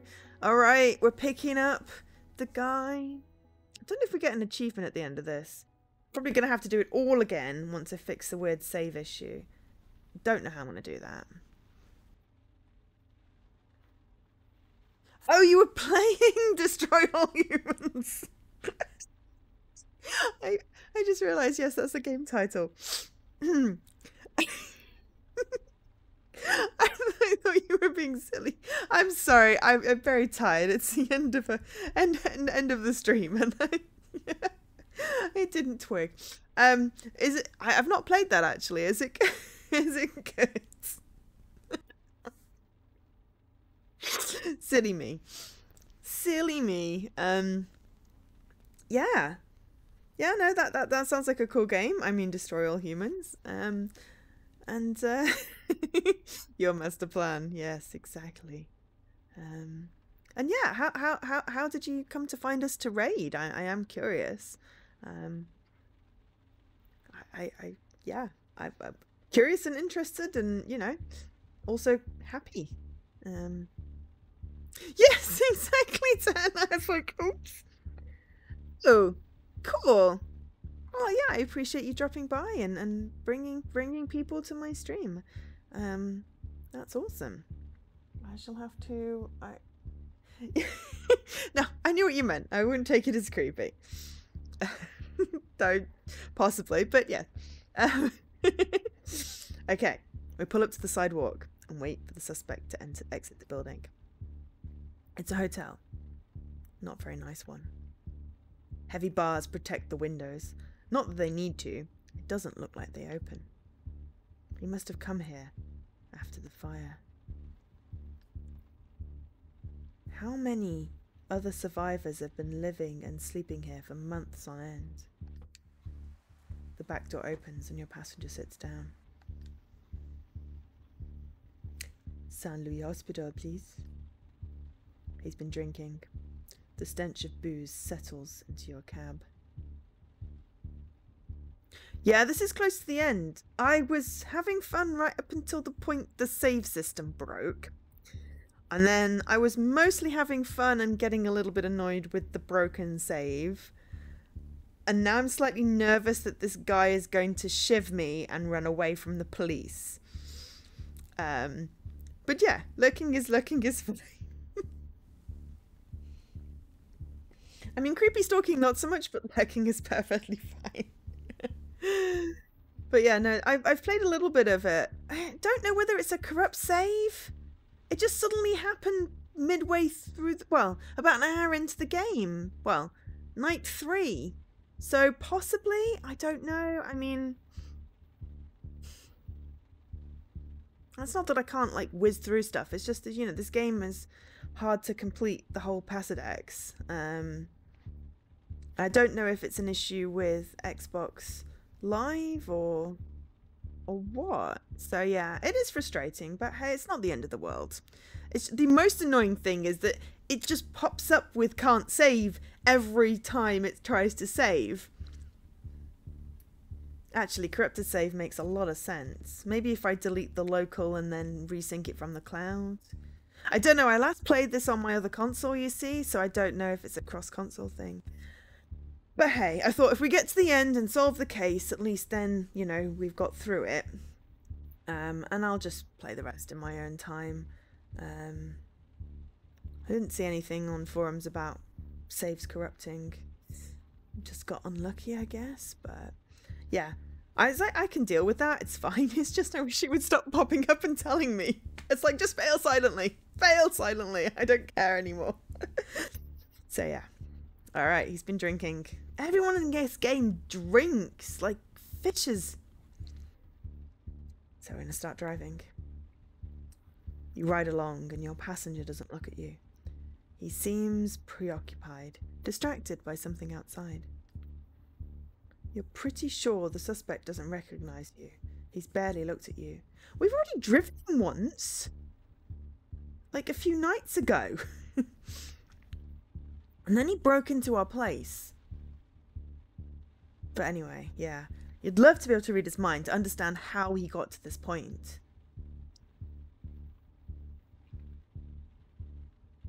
Ah, cool. Well, I mean, we're so close to the very end. But yeah, no, that's awesome. I really appreciate you stopping by. And oh, yeah, cup of tea. Yeah, once I'm done this, I'm gonna make a cup of tea that's hot and not rude and like, well, it's cold at this point. My tea is cold. Let's just face it.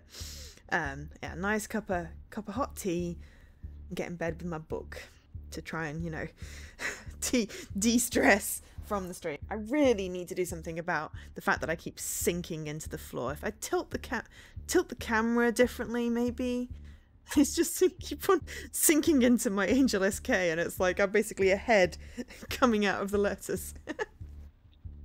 Either that, or I just remove the cushion that I'm sitting on, or that I've squashed myself into. I don't know. But yeah. Anyway, how can he kill so methodically and in cold blood? Ooh. Hello. Ah, Holes J. Ellen. Which book? I am reading a cozy detective novel on Kindle Unlimited called Murder in the Fens. As you do. I quite like Kindle Unlimited because I read quite a lot of books. So that's my current one. I mean, I'm reading I've got 30 on the go, but that's the one I'm currently planning on reading. Like a good murder. Yes, I'm going to relax from the murder with the murder. Just reading stream, that would be very uninteresting. Even me just crafting would be really uninteresting because I take so long to do everything. Gaming's the only thing I stream, and me babbling about random stuff, and apparently saying great cake a lot. So yes, how can he kill? But yeah, no, I mean, it's a good book so far. It's that is the third or fourth one in the series. I just like a good cozy. I like a good cozy. So yeah. How can he kill? He looks like a nice grandfatherly type. What if he's not the guy? I figured. Welcome, welcome. Busset will make you pay. You almost jump at the sound of his voice. What? Okay. Oh, he didn't say that. We were thinking it. Alright, okay. Change of plans. I need to go to 122 Rue de la Boétie. You raise an eyebrow. Well, I mean, it's a Colin the Caterpillar cake. Who doesn't like Colin the Caterpillar?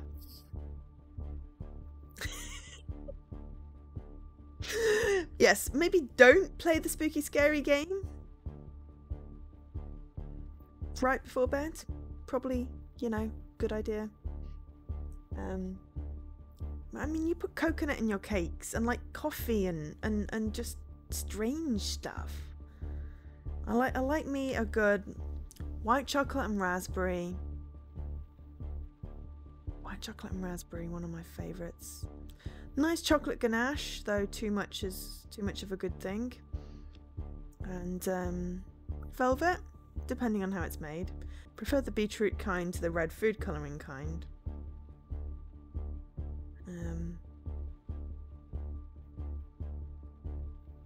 But yeah. Thank you. I have a sort of a regular slot thing that I do that's called Story Time with Joe, where I basically do atrocious accents for different characters and read games like their books, which is fun. I mean, I could totally narrate a book I was reading on stream, but I feel like that would probably breach some copyright. Whereas, you know, reading games, I do a lot of visual novels. I like doing voices. Like on my YouTube, there's an entire playlist that's got 100 odd videos of me doing silly voices. I do a mean bad Scottish accent, though this one is set in France, so mostly I'm just butchering a French accent. Okay, let's just go with nod in agreement.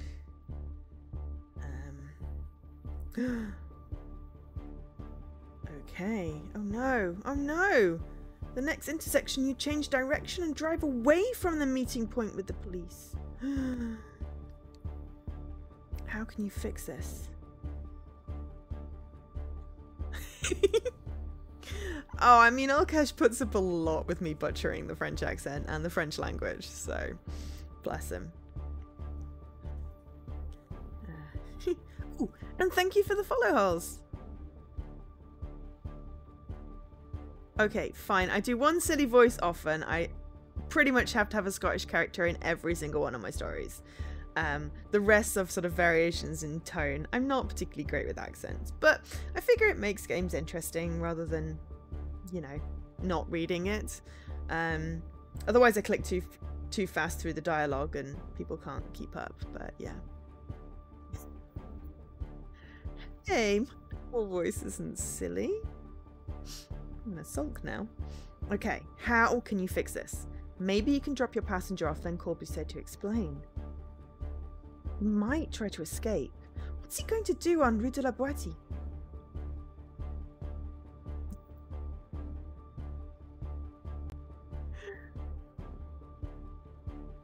Your accent is lovely, Alkesh. I mean, it is your genuine accent, so, you know, I mean, to you probably don't have an accent because that's your default. I liked it when you did streams. You should do more streams. So, yeah. Oh no! Coconut! Damn it. It's a posh neighbourhood with theatre, shops, office buildings. Clench your gut. There's something else on Rue de la Boitie. Oh, that would be awesome. Aren't the Groupe Diamant headquarters somewhere nearby? The Groupe Diamant, the company who is responsible for the fire. There's no way that's a coincidence. Not a chance. You raise an eye to look in the rearview mirror and cross your passenger's gaze. Everything all right? His voice is clear. Crystal clear. Not the slightest alcoholic slur.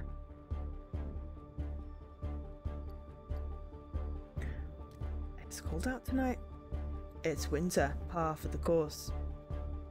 His voice is different. His words, his way of speaking, something has changed. You've almost reached your destination. You tense up. I'm quite bothered. I'm worried about you, my friend. We're gonna get stabbed or shot or somehow killed. This is bad. You freeze. You haven't slept much this week. You don't dare turn around. And I think you've gotten a little too involved in this investigation. Why don't we make a deal?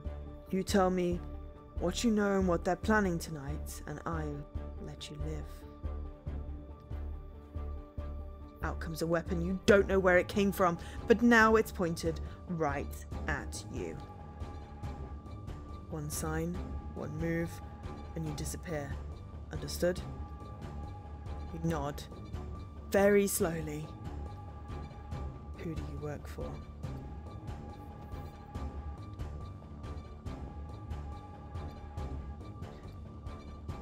I feel if we don't tell the truth, we're gonna get deaded, so let's at least try and not be deaded. The cops. He shakes his head in disappointment. That's what I thought. Why you? As he said that, he freezes. You're the cab driver I shot, aren't you? French-Canadian accents. Okay, fair enough. Your turn to nod. You come to the address he gave you. I'm sorry. You surprised me. I panicked. I didn't mean to. What do they want from me, the cops? I suppose all that, the call from the hospital in the middle of the night, was a trap? His voice seems so soft. You sense you have to play the honesty card with him. Be straight.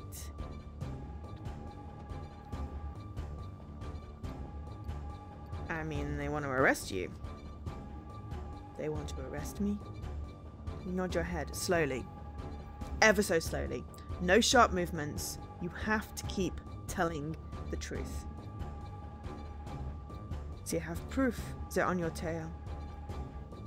The old man gets used to the idea. I thought I had a little more time. I thought I could disappear. He stares at you, his gaze intense. What was the plan, really? Get a confession. A confession. Zikai is bugged. It's really tense game. He grins. Why are you telling me all this? I could kill you and...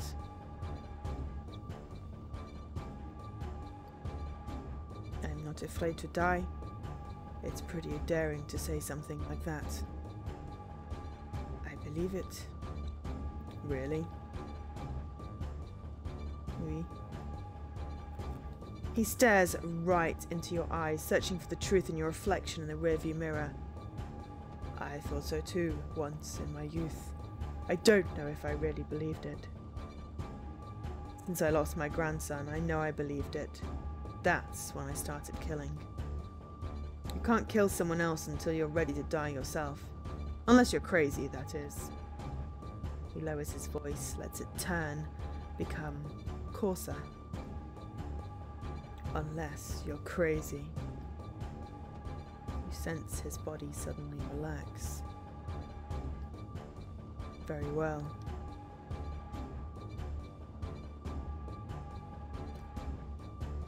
You start driving. Bassett must wonder what you're doing. A drop of sweat drips down your spine. Listen very carefully to what I'm going to say. I have no regrets, not one, not for any of my victims. Each and every one deserved to die. They lied, they turned a blind eye, they caused the death of more than 80 people. And for what? For money? Good. You get it. He adjusts his posture. A mere detail perhaps, but you notice it. His weapon is still right there though. When he starts speaking again, his voice is slower, like he suddenly got 10 years older. I broke into your place, you know. I saw your wall, your files. There were two possibilities. Either you worked for the cops or for the Group Diamant. But I figured the Group Diamant could afford to hire a private detective. And then I saw you sticking your nose into things left and right. Each time I moved forward, there you were, sniffing around. I needed to know more about you. He freezes, shaking. You must think I'm a little nuts, right? He doesn't wait for a reply. I started killing because no one was doing anything. That journalist sold out to Diamant, the City Hall woman rotten to the core. That son of a bitch arsonist, I'm sure he's the one that set fire to the Albatross. Even the old guy, he was just a stockholder like any other, willing to do whatever it takes to make a few thousand more. His voice becomes screechy. And let me ask you, what was it to him? He was already a millionaire. My life doesn't change when I find a penny in the gutter, does it? You nod. This is no moment to disagree. I was a soldier, you know. Yes, you probably know that already, though. You checked up on me. In Indochina, I was barely 20. They gave me a rifle and some bullets. They pointed to 3 guys in a field and said, "Those are our enemies. You have to kill them." So I killed them. He pauses, watches a woman walking by outside. She's completely unaware. When I discovered what we were fighting for, it was too late. And when I came back to France, I was treated like shit. No one gave a damn about us. He gags on his own words. What happens if I run right now? They'll arrest me instead. Is that why you're helping them? Yeah. You must have done something shady. You done time? Yeah. Something major, I suppose. He shrugs. You did seem like a good guy. I couldn't care less what you did. He sits in thought for a while. His gun is shaking. It would bother the hell out of me if you went to jail for me. Really. You're not far now. Next street on the right. The old man clears his throat. I, Alexandre Leclerc, confess to the murder of Jean Breton, Sandrine Rollin, Michaelia Blanc, and Henri Dutilleux. I worked alone, no accomplices, no outside help. I gave them an anesthetic I used in Indochina. While they were suffocating, I talked to them. I went through the list of the horrible and cruel acts that contributed to the Albatross fire. That was my motive, to seek revenge for the death of my grandson and the dozens of other victims. Nothing personal, just justice. He pauses, sniffles, and leans over to you. You think that'll do it? You nod, and see in the rearview mirror that the weapon has disappeared. Good. I have one last thing to ask you. My daughter. His voice fades out just as... Okay, wonderful! Thanks! We got the Sandman! This is the annoying part of that. You can see why it's like just interrupting the flow of the game. You turn into the alleyway. The headlights from the police cars flood your cab with the bright lights. Another car comes to block you in. A voice on the megaphone asks you to get out of the taxi. You turn to your passenger. He's not moving anymore.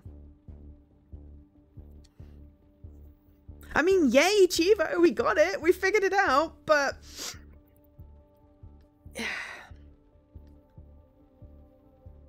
Nice mess, huh? The lieutenant managed to fit twice as much cynicism in as usual into her voice. The cops have only just let you back in your taxi. They don't know if they are going to be able to save him yet. The dose he gave himself was fit for a horse. Earlier, when you were talking to Alexandre, he gave himself a shot. It doesn't look good. He committed suicide in your back seat. A real nice mess. I've run some crazy criminals on the job, but he's among the top 3.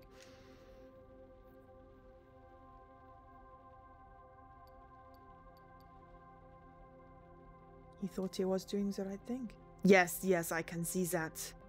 He's convinced he's a hero. He's incapable of understanding the seriousness of his crimes. He thinks he's Robin Hood. She flashes a clear and honest smile. Anyway, you did good work on this case. I must admit I'm a bit surprised. Impressed, even. Listen, you're no longer needed here. We got the tape, we have your statement, and if he decides to wake up, we'll get his. The cop flicks away an imaginary ball of fuzz on her leg. She throws the fuzz somewhere in your taxi. Actually, if you could kindly get the hell out of here as soon as possible. Don't leave the country, obviously. I need you to be available if I have questions. But I no longer consider you a suspect. You're free to go. She puts a hand on the door. And what's the magic word? Merci. She snickers before getting out of the car. You remain completely still, consumed with anger and exhaustion. A cop waves for you to back up. You start the taxi and pull out of the alleyway. The flashing lights, the cops, it all quickly vanishes. You speed through Paris. Not a soul on the road. A thought crosses your mind, almost against your will. You hope Alexandra will survive. And you start driving west, far from Paris, far from everything.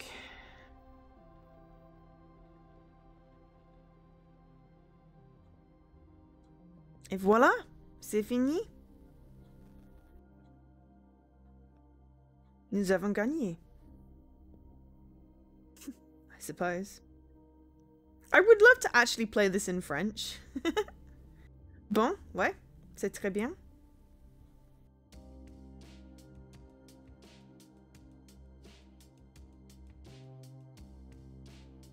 It's a good game. I'm annoyed I got hit by a corrupted whatever I got hit by. Es ist gut. Es ist gut. Ja. Ja. Das ist gut. That's a little bit of German there. Cool. Okay, so we are 2 minutes from it being Dan's birthday. So I'm going to end the stream here. Well, I'm going to end the stream here because it's nearly midnight. I'm tired and yeah. Oh dear God. Right. I'm just going to end unless anyone... Oh, there is a post-credit. There is a post-credit scene. I know that. I have played this before. Nah.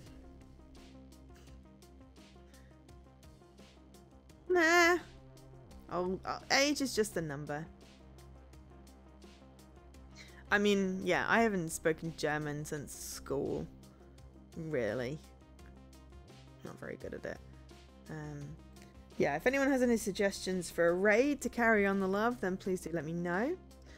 À toi, la plus grande de toutes les détectives. À toi, à qui je dois tout. À toi, que j'espère rendre fier malgré tout. Tu me manques terriblement. And of course, failed to save game. There we go. Oh, no, we're just going to do the post-credit. The sun is about to come up. You drove all night long with your windows open. You're so tired. Your chest is tight and your eyes are heavy, but you can't stop. Not now. You're going to run out of gas soon.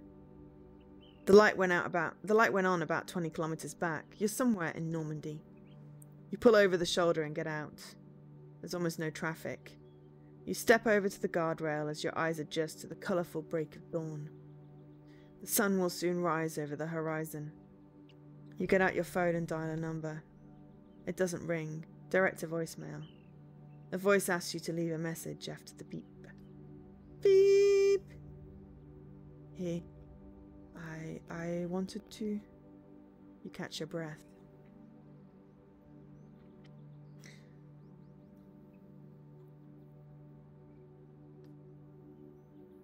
When Ade told me she'd held onto your phone just to hear the sound of your voice, I thought it was stupid. But now... The sun is slowly rising and its colours are flooding the landscape. Bare underbrush, a tiny village lost in the fog off in the distance, a hilltop sparkling with dew. The view seems alien to you. I wanted to thank you for giving me the opportunity to redeem myself. Merci. That word disgusts you, but it's too late. Thanks to you, I did something important. I mean, I think... Who knows? Silence. Your head is spinning. You haven't spoken to your brother in years. Well, in a matter of speaking... Well, in a manner of speaking. You grin.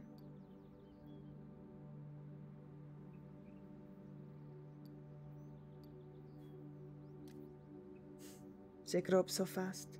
Aris shows me pictures sometimes, but I never go inside the house. It would be too complicated for everybody. But they're doing well. They look a lot like Dad, at least I think. You pause. A truck flies by just meters from you.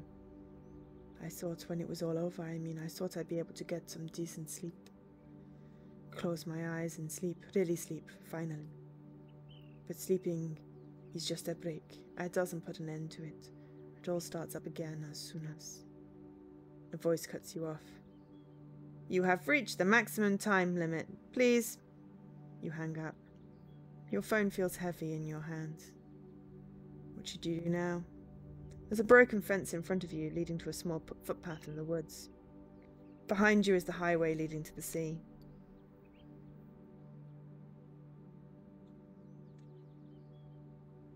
Get back in the car. You sigh and retrace your steps. On the other side of the guardrail, you find your overheated cab. The next gas station can't be much further. You slowly turn the key in the ignition. There's got to be something for you. Out there.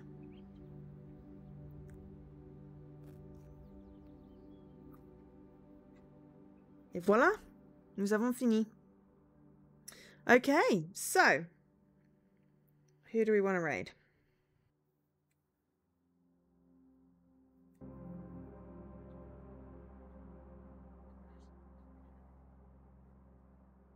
what fits in with what we're doing.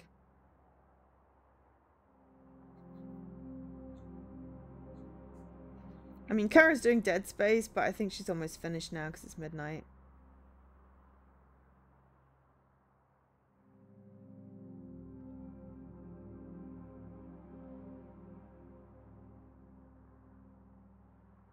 Not really anyone online. So we might just finish here. But feel free to, you know, go forth and multiply.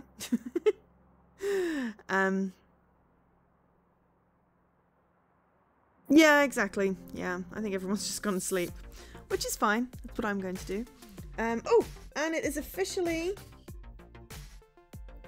just before we go, it's officially Dan's birthday.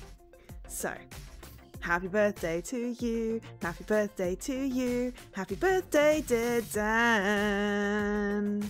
Happy birthday to you. Have a great one. I've been Jo, otherwise known as Angel SK.